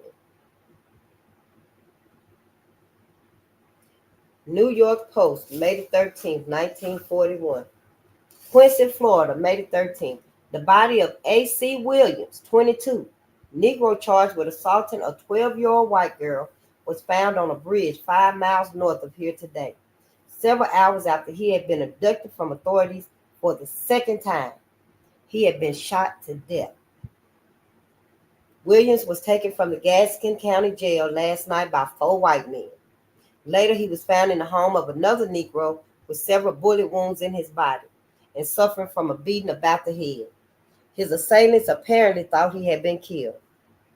Sheriff Luton had Williams placed in an ambulance for transportation to a Tallahassee, Florida hospital, after a physician said he had a good chance to recover.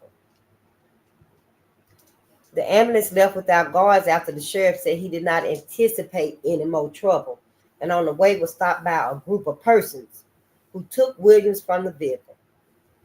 Willie Webb, Negro driver of the ambulance, said the vehicle was halted by 4 or 5 white men, and the wounded man was pulled out and taken away.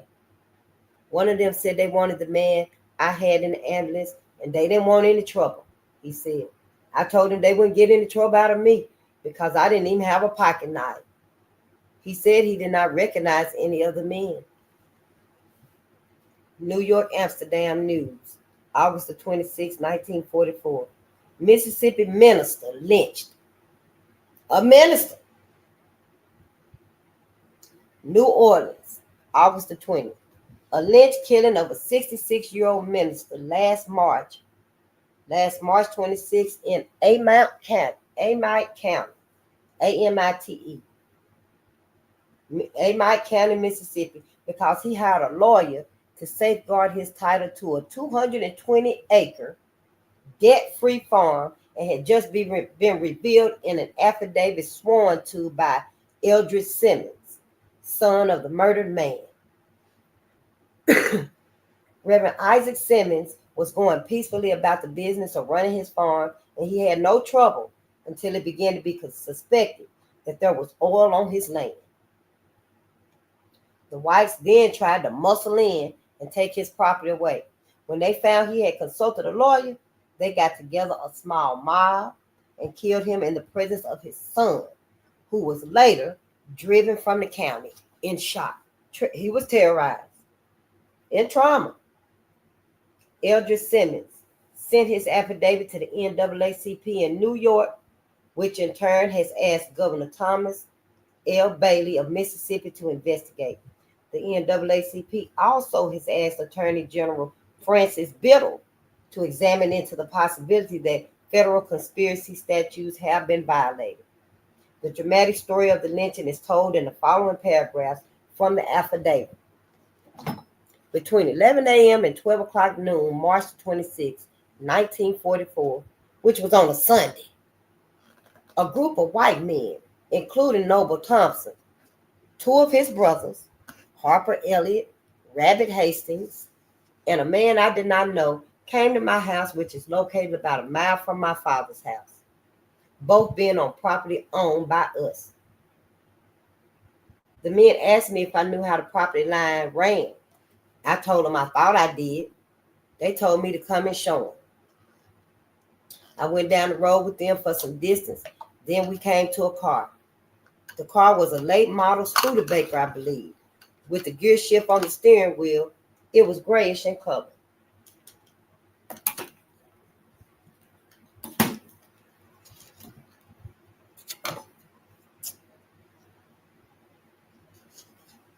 I got in the back seat of the car, and they drove about a quarter of a mile from my father's house. The man I didn't know did the driving. They kept telling me that my father and I were smart niggers for going to see a lawyer. Just manipulative, boy.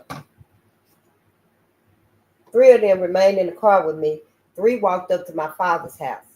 Sometime later, I saw the 3 men returning with my father. They were Noble Thompson, Harper Elliott, and another man. Noble Thompson and the other man were walking on either side of my 66-year-old father, Isaac Simmons, while Elliott walked behind him, kicking and punching him.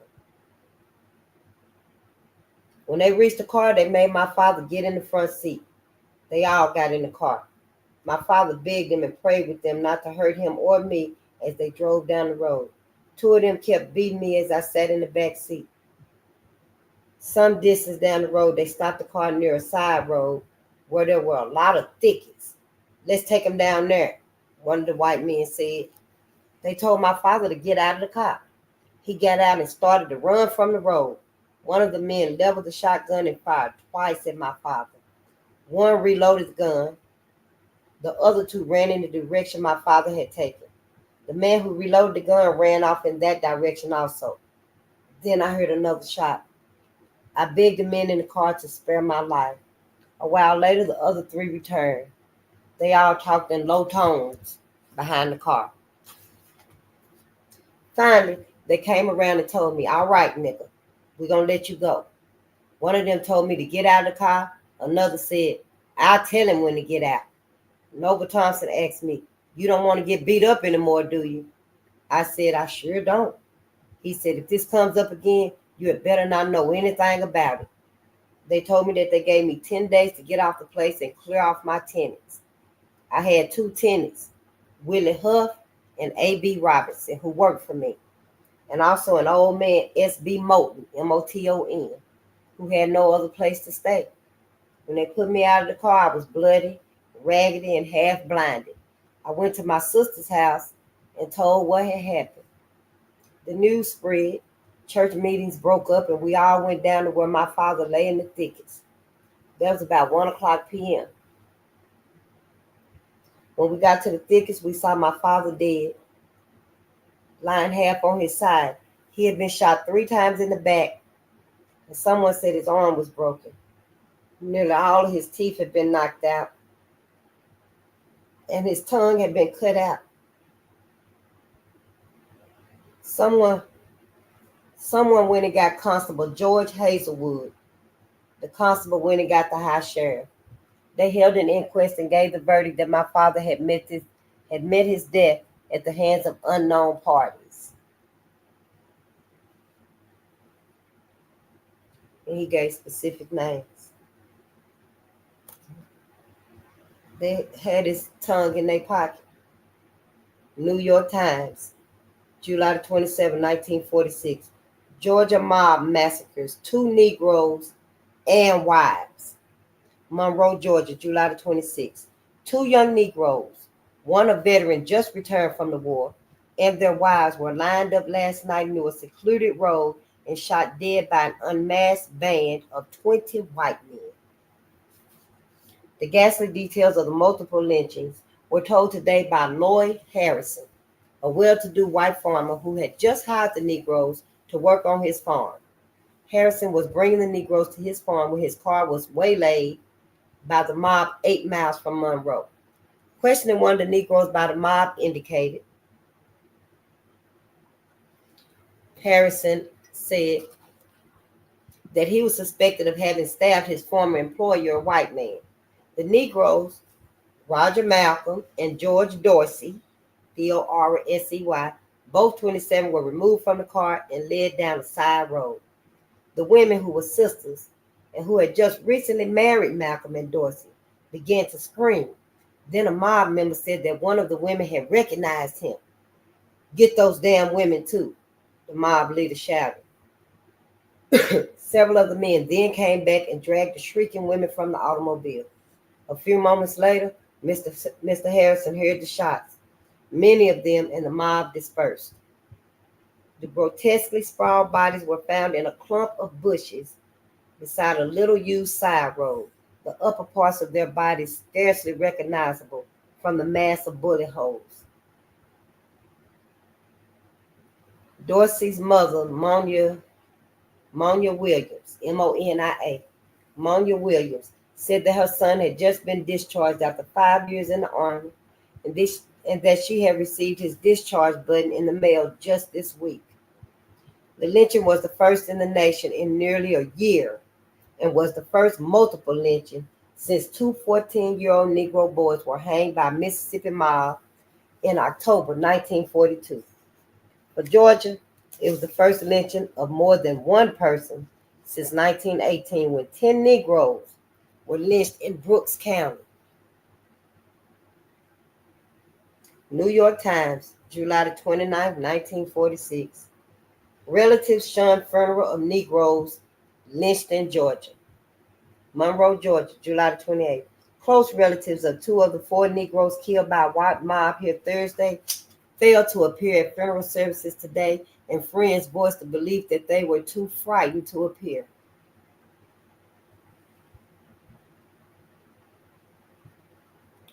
Editorial from the Washington Post, January 2nd, 1954. End of lynching. One of the best year-end news items has come out of Tuskegee Institute. For 2 successive years, the nation has had no lynching. At least for the present, the blot that has so long stained the American record and poisoned the relations between the white and colored races has been lifted. While Tuskegee will continue to compile lynching statistics, its president, Dr. L.H. Foster, reports realistically that its annual report on this subject has had its significance as a yardstick of race relations. The current report will be especially gratifying to those who have believed that the states themselves, under the impact of an aroused public opinion, could wipe out this especially heinous type of crime. To be sure, there are still would-be lynchers in the South and in other parts of the country. Lynchings were prevented last year in Alabama, New York, and Arizona, but law enforcement is always a matter of eternal vigilance. There's good reason to believe that, having wiped out this offense to American civilization, the states will continue to maintain their new record. Washington Post, Times Herald. September 1st, 1955. 15-year-old is lynched. Wolf whistled at white. Emmett Till. Greenwood, Mississippi. I thought Emmett was in Money, Mississippi. Well, let's read. Greenwood, Mississippi, August 31st. The body of a 15-year-old Chicago Negro who had disappeared after he allegedly made fresh remarks to a white woman was found floating in the Tallahatchie River today. He had been shot through the head. 2 white men, one of them the husband of the woman allegedly insulted by the boy, earlier had been charged with kidnapping the victim, Emmett Till, from the home of his relatives here. In New York, Roy Wilkins, executive secretary of the National Association for the Advancement of Colored People, branded the slaying a lynching. A 125-pound cotton gin blower had been tied to the boy's neck to make his body sink, but his feet floated to the surface, leading to the discovery. A coroner's jury ruled that death was due to the gunshot in the temple. In addition to the bullet wound, the top of Till's head was smashed, the medical examination disclosed. LaFleur County authorities had charged Roy Bryant,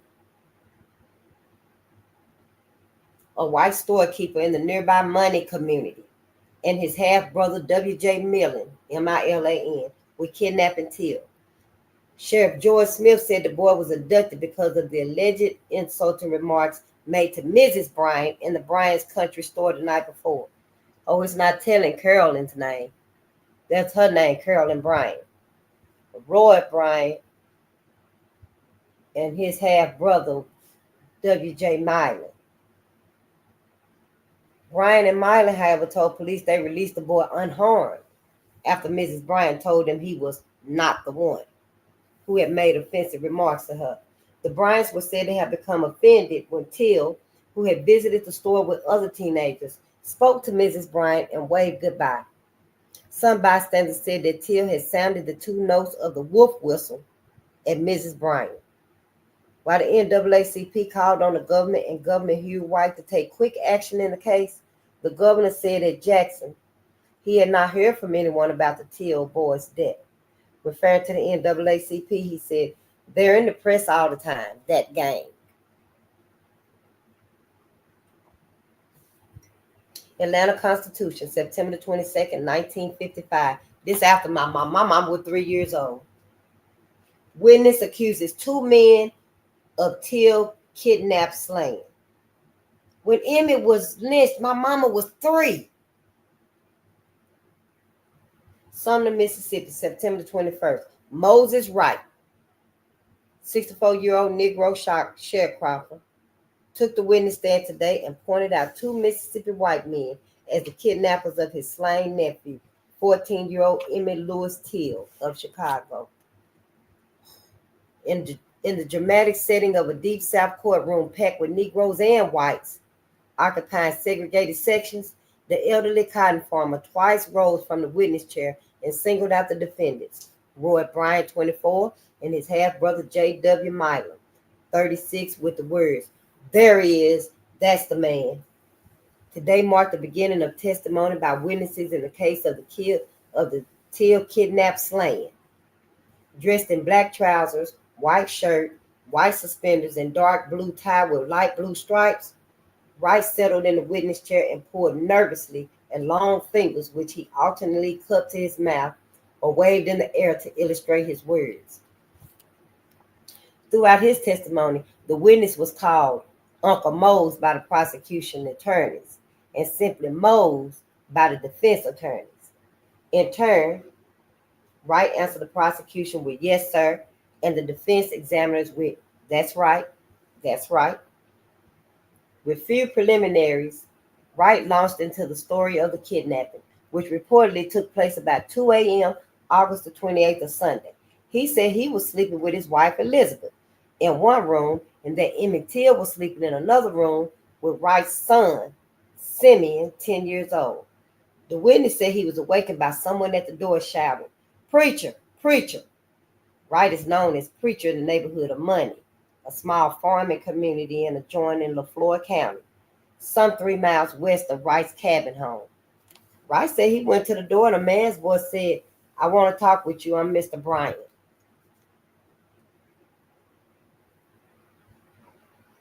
He said he opened the door and a man entered with a pistol in his right hand and a flashlight in his left. Wright said he did not turn on the lights of his house and that it was dark at the time. He said the man with the pistol and flashlight, subsequently identified by Wright as Millen, said, "I want that boy who dirty talked that money." It had been alleged that Emmett Till wolf whistled and made some ugly remarks to Brian's 21-year-old wife, Carolyn, while she was alone on August 25th in a grocery store her husband owns at Money. Wright described how 2 men went with him to Till's bed, while third man remained on the cabin porch with his head bent like he was hiding. He peeking around like that. Asked if the man with the bowed head was a Negro. Rice said he acted like he was a colored man. Rice said the man with the flashlight directed Till to dress and accompany the intruder. He said that on the way out of the cabin, Mrs. Rice said, "We will pay you if you let the boy go." And that one of the men said, "You get back in that bed and I want to hear those springs. You get back in that bed and I want to hear those springs."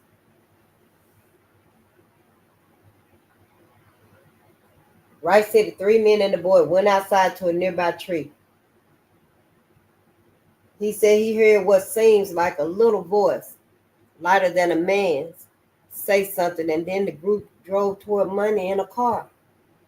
Rice said he stood at a screen door for about 20 minutes, but Emmy never returned.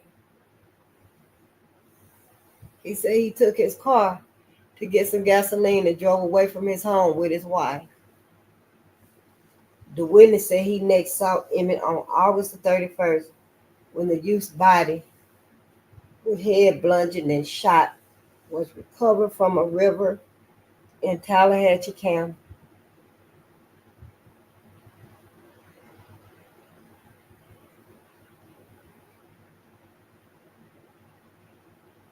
Rice said he was taken to the riverside by a deputy sheriff of LaFleur County and that he identified the body as that of his nephew. He said he was wearing a large silver ring which had belonged to Emmett's father, killed in World War II. Birmingham World, Alabama, September 27, 1955. Two cleared in Till case. Sumner, Mississippi, September 24.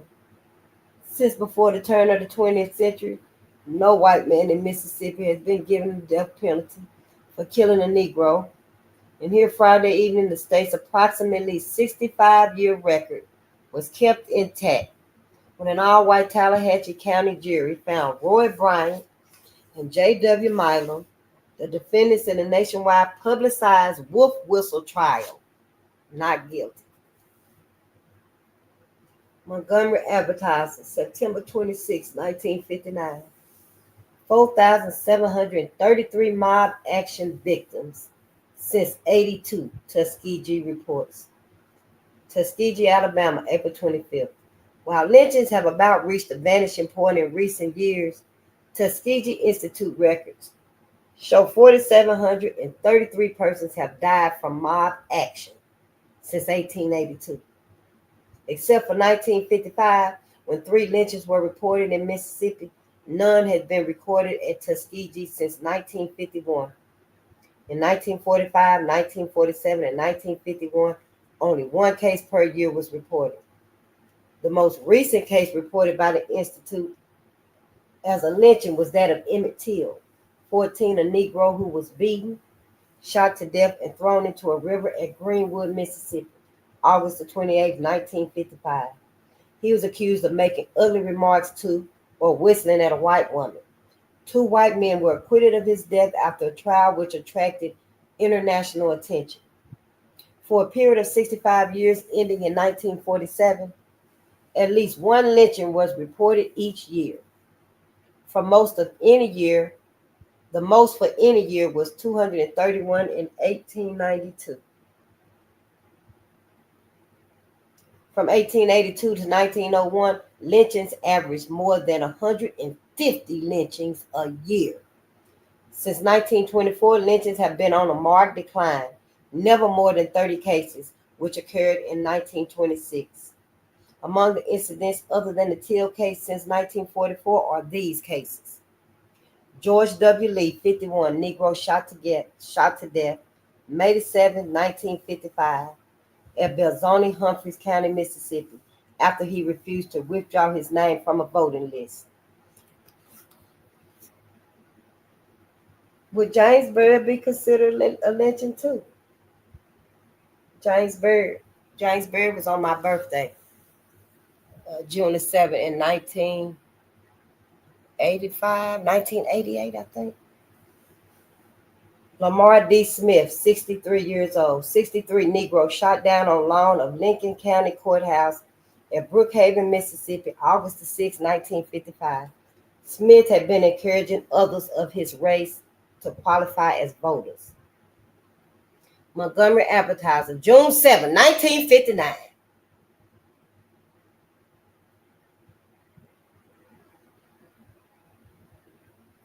When is murder lynching? The recent mob murder of a rape suspect who was taken from a Mississippi jail raises a serious question of definitions. What exactly is a lynching? Tuskegee Institute, an all-Negro Alabama college, has become the authority on lynchings in the United States and is most frequently quoted by newspapers as listing just what killing is and what is not a lynching. Tuskegee, which says that Mississippi has had 4 lynchings since 1952, gives this definition of it. There must be legal evidence that a person was killed. That person must have met death illegally. A group of 3 or more persons must have participated in the killing. The group must have acted under the pretext of service to justice, race, or tradition. Woo. That wasn't James Byrd. James Byrd is the only one that I knew that was lynched on my birthday. He was in Jasper, Texas. It was a movie on, I think it was Netflix or Tubi. And he caught a ride with some white men. And they pulled him into a little grassy spot and beat him and tied him. They chained him to the back of their truck. Birmingham News, Alabama, March 8, 1960. Negro is hanged by heels. Caves are cut into his body.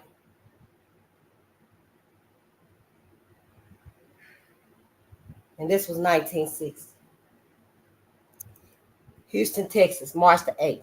4 masked white youths hung a Negro man from a tree by his heels last night and carved 2 series of KKKs into his chest and stomach after beating him with chains, allegedly in reprisal for recent sit-in demonstrations by Negro students at Texas Southern University, TSU. Felton Turner, Felton. Felton Turner, 27-year-old unemployed awning worker, told police that he was walking near his home in a Negro section at 10:15 last night when a car with 4 masked white youths pulled up, grabbed him, and forced him to come with them. They drove to a wooded area where he was tied and hung from a tree by his heels. The youths beat him with chains, cut off his clothes, and with knives slashed K's about 3 inches high into his stomach and chest. One of the white youths said the wounds were in reprisal for sit-ins at lunch counters in Houston by Texas Southern University Negro students. A group of students from the all-Negro University staged their first sit-in Friday at a lunch counter in a supermarket. The sit-in spread to a drugstore Saturday and a third store yesterday. Police Lieutenant Breckinridge Porter said Turner's wounds could not have been self-inflicted. Birmingham News, Alabama, May 22nd, 1961. Bricks, pellets, gas bombs fly in Montgomery riding. Montgomery, Alabama, May 22nd.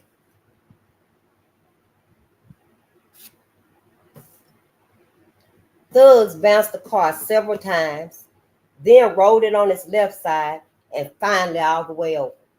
A cheer went up from the mob, nearly 1,500 strong. "Let's burn the nigger lover's car," a woman screamed. Oh, this was a woman. "Let's burn the nigger woman's car," a woman screamed. A dirty man in overalls tossed a lighted match and darted back into the crowd. Flames and the roar of the mob leaped high into the night. A pickup truck loaded with concrete blocks pulled up. "Come on, boys," the driver shouted. "Here's you some ammunition." Man after man grabbed the blokes, broke them, and ran off in different directions. As more U.S. Marshals arrived, their cars were bombarded with the bricks and rocks. Negroes passing their cars were hit. A band of white folks moved toward the church. They began throwing their ammunition through the stained glass windows. The marshals formed a wall of men and advanced toward the mob. A tear gas bomb was thrown into the mist. A teenage boy threw it back. Another tear gas bomb was thrown. It struck a woman in the back. She fell and was walked over by part of the mob trying to escape the gas. A third bomb bounced along the street onto a parking lot and underneath a car. Two small children in the car screamed for their parents as the choking gas poured in through open windows. A photographer attempting to make pictures of the violence was mobbed. When last seen, he was being dragged into the crowd by 8 or 9 men. More Negroes in passing cars were stoned. Women were screaming, "Go home, you dirty niggers." No, this women. "Go home, you dirty niggers." This was white women. More Negroes in city police moved into the mob when it became evident to marshals that they had lost control. Firemen turned stinging streams of water on the crowds. The water split the mob into several small bands. The bands began running down the streets, tossing bottles, stones, bricks through the windows of the Negro homes. Negroes watching the fracas from their porches were dragged into their yards, beaten and kicked. An enraged Negro man ran across his porch to the banister and fired a shotgun into the fleeing mob. Pellets from the shotgun whistled above the heads of the crowds. Highway patrolmen began arriving en masse on the scene. Sheriff's deputies were close behind. Civil defense workers with dogs moved into the riot area. This was Sunday night in Montgomery. For a second straight day, the mob was there. Curses, obscenities, and yells were there.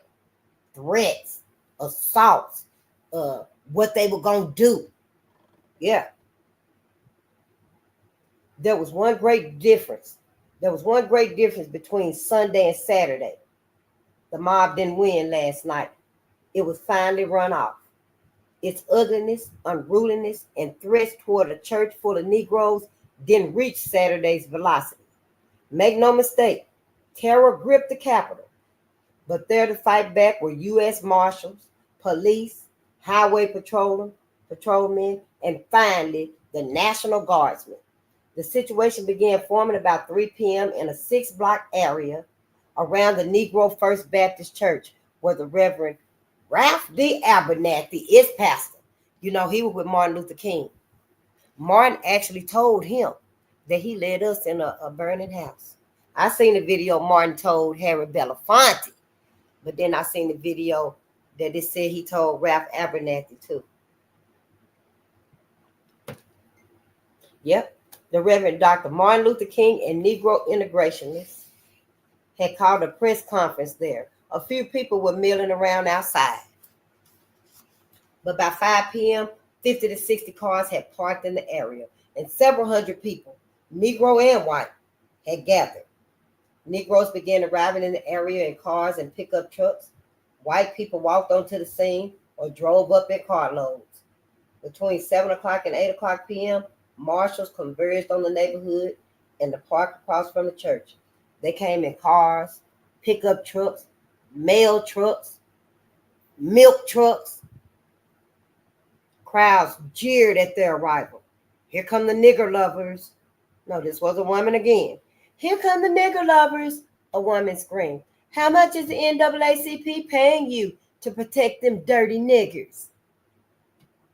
A man, his wife, and 2 small children pushed through the crowd for a ringside view. The whole family was there. Don't you doubt it one time.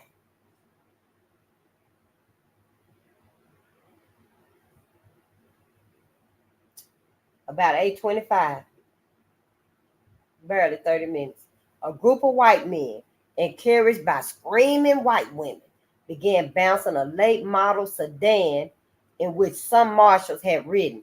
They were bouncing the car. That other car that they were bouncing it, once they got it bouncing, they flipped it. And they flipped it over on this side. Marshals dispersed them, however, So a larger force picked out another car. It belonged to a white minister who was inside the Negro church. This one, they turned it over and set it on fire. The mob men's momentum increased. It got the concrete block ammunition. A fire truck screamed into the area. Firemen failed at first to extinguish the blaze. A cheer went up. A woman on the corner screamed to passing white motorists, "Get out and fight with us if you're white." But when the mob advanced on the church, where the Negroes were in near panic, lawmen stopped them. The mob didn't fight tear gas, riot guns, and officers who finally meant business. Firemen sprayed streams of water powerful enough to knock down a man. It should have been boiling hot water. It should have been as hot as they could stand it.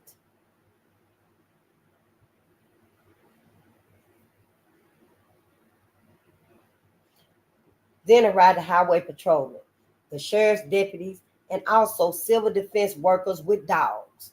Cars were being turned over and set on fire in different parts of the city. Gang fights between Negroes and whites were being reported all over Montgomery. Large crowds were reported gathering in the downtown area. It was reported hoodlums were smashing windows out of the Holiday Inn motel. White people was pissed they couldn't get to them black bodies. They couldn't torture nobody, drag nobody out. They was pissed. They was on a rampage. The radio continuously announced beatings of Negroes by bands of white people. A house was reported set on fire by a band of white men. At the scene of the house fire, someone had tossed a Molotov cocktail onto the roof of a house owned by James Peek, P-E-E-K, of 3886 McClamor Road, M-A-C-L-A-M-A-R, McClamor Road, if you know the place. Peek said it is the Ku Klux Klan's way of getting even with him for killing a Klansman 2 years ago. Peek was armed with a machine gun. Across town, a group of Negroes attempted to integrate the municipal airport cafeteria. They were turned out by sheriff's deputies who told them the law is back on our side now. Back at the First Baptist Church, Major General Henry V. Graham had arrived. He briskly greeted MANN, M-A-N-N, and conferred about how to deploy National Guard troops which were en route to the church. A city motorcycle scout roared into the crowd of lawmen and reported Negroes in the Negro Federal Housing Project near the church were shooting at arriving guardsmen. That was a lie. Graham rushed several blocks to the scene and quickly put a riot squad into action. The soldiers routed the snipers at bayonet point. A group of Negro ministers left the church to go into the housing project area and urged Negroes to stay in their homes. Inside the church, Martin Luther King told the Negroes the lawmen would be coming into the church soon to harass and arrest the Freedom Riders. A state official, acting on orders from Governor John Patterson, abandoned plans to arrest the riders for ignoring a court injunction prohibiting them from riding buses in the integrated manner. General Graham ordered the Negroes in the church to remain inside until it was safe for them to return home. At 3 a.m., this all night, at 3 a.m., they were finally escorted to their homes by National Guardsmen. A motorcycle scout rolled through the gasoline and water near the smoldering car. He skidded out of control and went smashing to the pavement. The motorcycle rolled on for several yards, then fell. As the main body of the mob split up and left the area in small bands, a highway patrolman spotted a small paper sack being lowered by a rope from the belfry of the church. U.S. Marshal W.W. Williams of Macon, Georgia, rushed into the church and across the street into the park. There he opened it, and what he feared was a bomb turned out to be a bag of rocks. As the mob scattered, news photographer Norman Dean revealed his camera and began taking pictures. State officials poured into the area by carloads. A state official grimly informed Public Safety Director Floyd Mann that Montgomery had been placed under martial law. The governor has just called for 100 armed guardsmen, the official said, and they'll be coming in within the next half hour. Man, who had been on the scene since arrival of the first highway patrol units, shoved his way through the crowd of lawmen to inform his superior officers of the new turn of events. A U.S. Marshal failed to recognize Man and attempted to stop him. We listened as Man tongue lashed him and blamed him and his companions for the riot. Attorney General McDonald Gallion, Gallion, when asked to comment on the situation, also blamed federal intervention. We expected as much, Gallion said, when those marshals moved in and increased tension by catering to the Negro agitators. Montgomery Advertiser, May the 23rd, 1961. Ooh, we almost done, y'all. Oh, my ancestors. We got 2 pages. Oh, thank y'all so much. We got 2 pages left. Montgomery Advertiser, May the 23rd, 1961.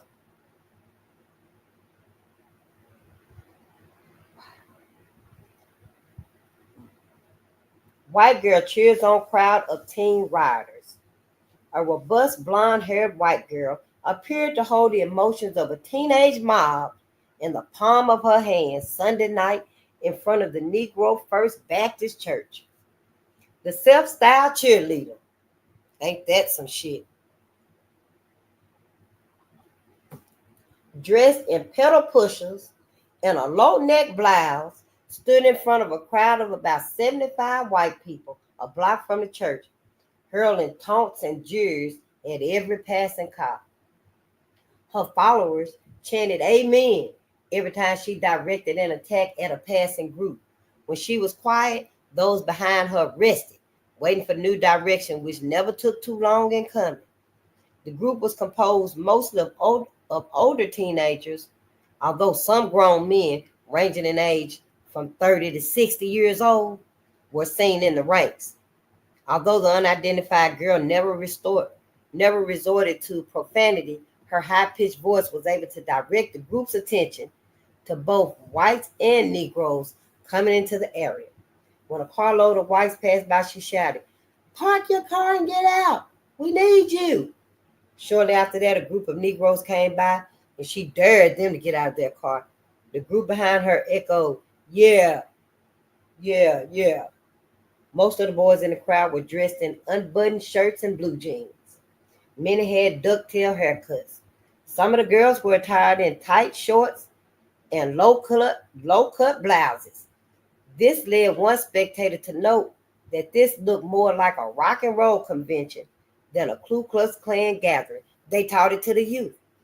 There was the youth in their dress, them coming up, teaching racism. This was them carrying the banner now. And the 30-year-old was someone's dad. The 60-year-old was the granddad.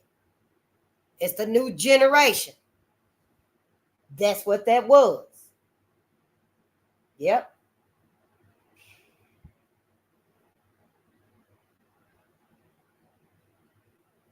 The blame for Sunday night's riot was laid squarely on the shoulders of teenagers by law enforcement officers. Police on the scene said that most of them were from Montgomery. At a press conference Monday, James Hartman, an alcohol and tobacco tax division agent from Jacksonville, Florida, said they were dressed like teenagers, but they certainly didn't act like kids. Police have not yet identified the girl. New York Times, May 27, 1961.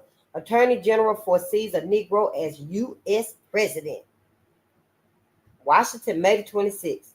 Attorney General Robert F. Kennedy, in a broadcast to the world over the Voice of America, acknowledged today the United States imperfections in the areas of equal rights for Negroes. Wait, I read that wrong. Attorney General Robert F. Kennedy, in a broadcast to the world over the Voice of America, today acknowledged the United States imperfections in the areas of equal rights for Negroes. He said, however, that progress was being made in that area so rapidly that there's no question that in the next 30 or 40 years, a Negro can achieve the position of President of the United States. And we're done. That's it. Look, this right here is other victims, and I'm going to go through those, all of them. Yep. Their stories must be told too. Yep. I never thought about, if it was lynchings on my birthday. Thank you so much. We finished this. This is our sixth book. We read Red Summer. Then we read wow, we read so many books. We read Red Summer, then we read Racial Violence in Kentucky, 1865 to 1940, Racial Violence in the United States. Then we read Lynchings in Duluth. Yeah. Then we read They Were Her Property. And now we've read 100 Years of Lynching. Wow. Thank you so much. I don't know what we're going to read next. I'm not even going to start anything. I feel like it. But yeah, I'm just going to look through them and see what we're going to read tomorrow, because we still are in the era of slavery, to dissect this trauma that we have endured. And we've endured trauma. There's no doubt about it. We've endured trauma. We're still traumatized. We're highly functioning. If it ever was a highly functioning person traumatized, it's us. A collective, generations, highly functioning, it's us. Without no help, no healing. No, it's us. And I just want to thank you. And before I go, because we got to keep a song and gratitude in our hearts. And y'all already know that. I'll read it out if you need me to, because it's very important to process all of this. We're learning it so we can know it and teach it. But we don't let it fester inside of us and make us bitter. If you see a white person on the sidewalk that's done failed and he drunk or high or something, his ass might get run over on the head by a car or something. Hopefully you got enough love from the Creator, cosmic energy inside of you, to at least drag his ass out of the road. Prop him up against the fence. I'll try to wake him up. Whatever. Do you. But at least let's not be like the one who caused the injury. I forgot who said that, but somebody did say that. And keep some gratitude and keep a song in your heart. And I want y'all to know, seriously think about it, because I still stand with my first decision, my first truth. You don't have to. But for me, I don't think we belong in heaven with white folks. I do not see no way, even if it is through Jesus. They said Jesus is the only way. The only way to get to heaven, to the God, and is through Jesus. But I don't think black folks need to go. I really don't. I don't see no justice there or here being given for us by force. You see what, by this force right here, we having to take justice like this by force for our ancestors. And if that means being on our own and doing for ourselves and letting the rest of the motherfucking world crash down as it will, so be it. Mother Earth want to go back to her natural state anyway. At one time, Mother Earth was all black. She want to go back to that.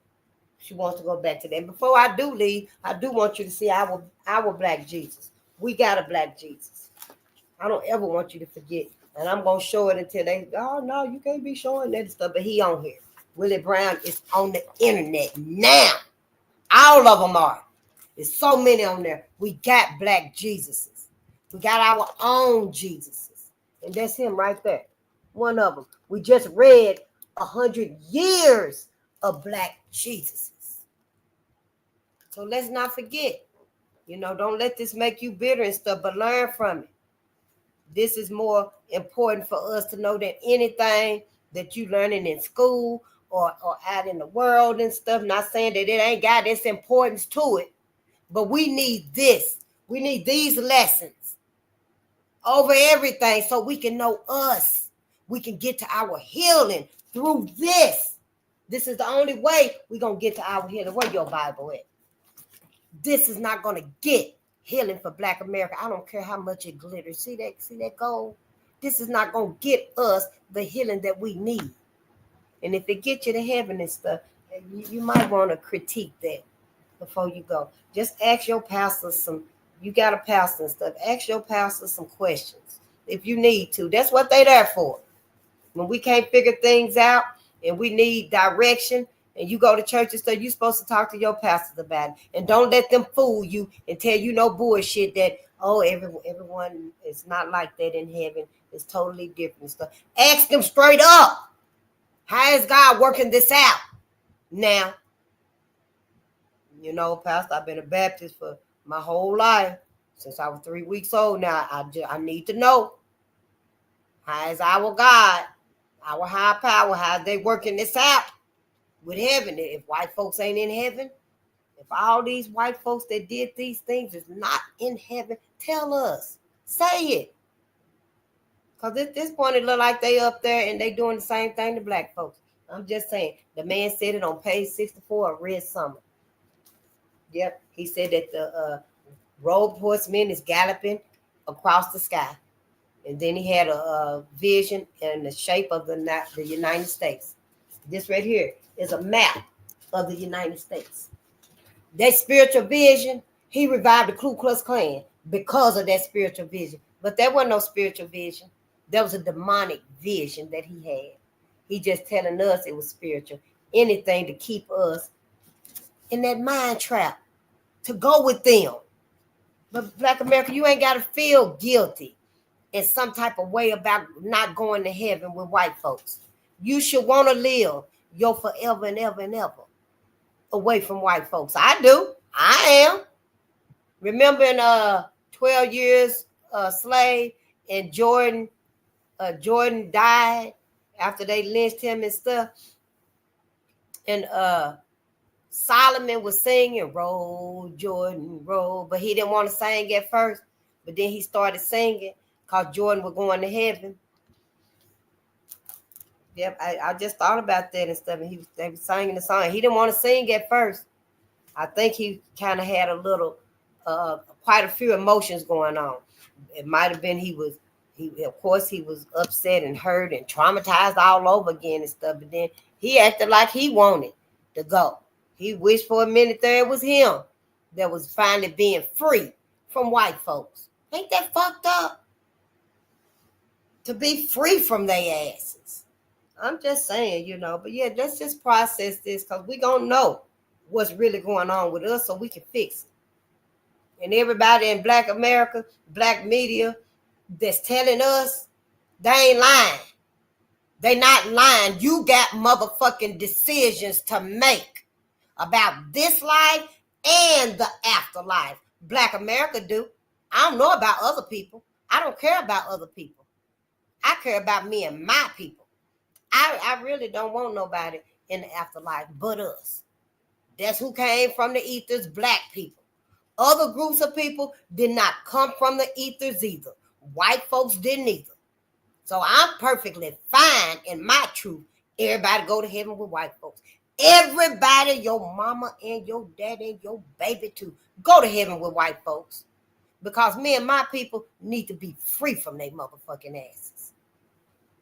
I'm just saying. And with that, I'm going to go and let us go because, yeah, I got some work to do myself. But yeah, this right here, y'all, it's got it's got in there Operation Mockingbird, Operation Paperclip, Operation Sea Spray. That was about to fall. Remember, I was worried about the fog and stuff, and I was telling y'all stuff. That fog that did something to me, but then I do get a little excited on here. Then I saw about the San Francisco when the fog came across the bay, and everybody thought it was just regular fog, but it wasn't. And it's called Operation Sea Spray.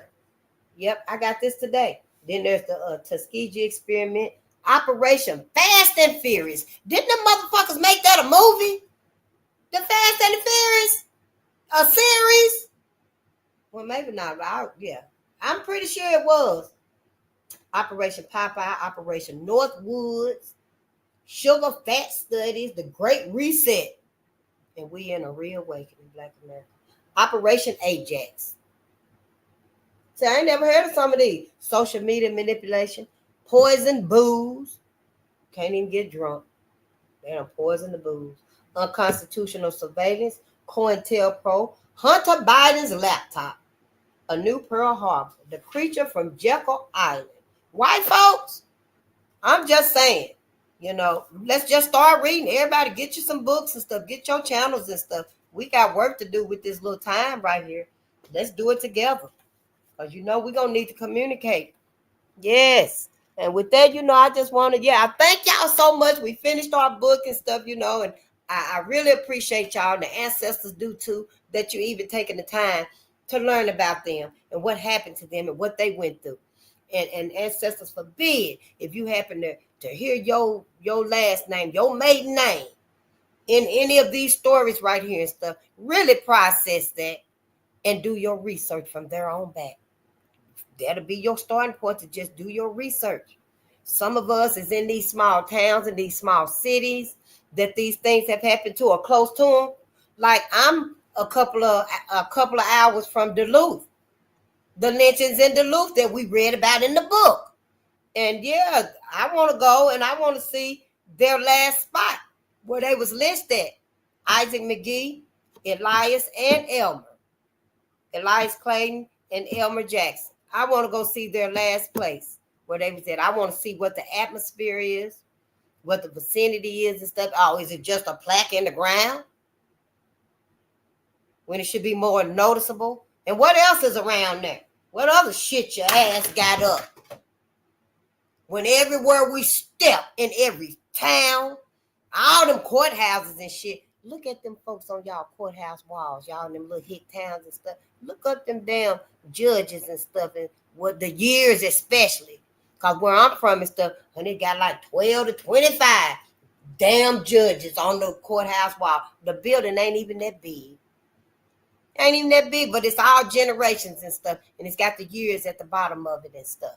And see, because we done got involved with these people so much, now we literally got to start from scratch to see and figure out who the fuck are they? Who was it? Bobby Hemmett or Dick Gregory said, as long as they've been around 6,000 years or however long it's been, they still the biggest mystery. Don't nobody know nothing about white folks. Sure don't. Nope. I forgot what animal it said that maybe I was reading something else. That the blood was actually blue. Maybe I was having a meditation or something. If I run across it again, I'll let you know. But I'm kind of like something is amiss with them. Our blood turned red when it hit the air.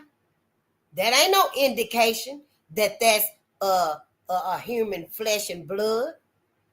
Hell, the Terminator. Shit, hell, his ass bled red too. Dogs bleed red. Everything bleed red when it hit the air. It's just something very different here. It's telling us something. And don't let me be the only one trying to figure this shit out so that we could be okay, because we got to know. I'm just saying, I'm just saying. Oh, you so welcome, Layla. Yes. Yeah. I didn't either. I didn't know these books exist. I just sat down in November and started reading. Yep, all of this knowledge we need to learn and we need to know it. We need to be able to teach our youth, our young adults. Now, our young adults, now they motherfucking ass can sit down and listen to this. Now, they 19, 20 years old. They ain't doing shit but whopping anyway. I mean, make sure their mindset is stable. If they got that old fucked up weird mindset and stuff and they can't handle it and stuff, yeah, start with the children books with them. We got to use discernment on what we sharing and teaching to us, because everybody's mindset ain't ready for that right there. No, so you have to use discernment with that and stuff, but we just got to start with it. Yeah. Who is your favorite author? I don't know. I ain't found one yet. Everybody, I guess. I just been reading these. These ain't I ain't read nobody black yet. That's who gonna be my favorite author. I would say Tanya Bolden, but then I got Ida B. Wells over here, and then there's Francis Chris Wells, and I don't have any of their books yet. I got Michael Eric Dyson and some like that, Dr. Claude Anderson. I don't know. They all my favorite Authors, I guess I have to find one, ain't it? Yeah, like my mom said, I ain't got no favorite uh color in the crayon. I like them all. And I was like, yes, ma'am. And that's just how she was and stuff. But yeah. Yeah, that was the last 2 pages we finished. Oh, Hank, I know you ain't still talking shit, but I ain't even finna go there with you and stuff. I said what I said. Yeah. Hi, Angel. It's so good to see you. Yeah. Oh, bless y'all heart. Thank y'all so much. I didn't mean to say bless your heart because I don't mean for my people to be less nothing. I want us to be all we can be. But when I do get to talking to us and stuff, I will go back to communicating like we do. But we just got to elevate our communicating with each other and stuff, prosperity to you and abundance to you, great health and wealth to you and stuff. I don't mean to say be less you, be less us. No, I want us to be all we can be. This language is a curse. So, I'm just trying to correct my words and stuff. But I love y'all to life. And don't forget, tomorrow we're going to do the gardening. I got some big old things of, I got 2 huge, let me get one. I got 2 huge bags of soil. Then I got 2 small bags of soil. Yep. And they are big too. So we're going to be doing a whole lot. Yep. Of gardening yesterday because I need to get something growing up in here. We're right there. And that's what we're going to be doing tomorrow at 12 o'clock. And I'll see y'all then if the ancestors willing. Peace and power to the people, our people, because we sure need it.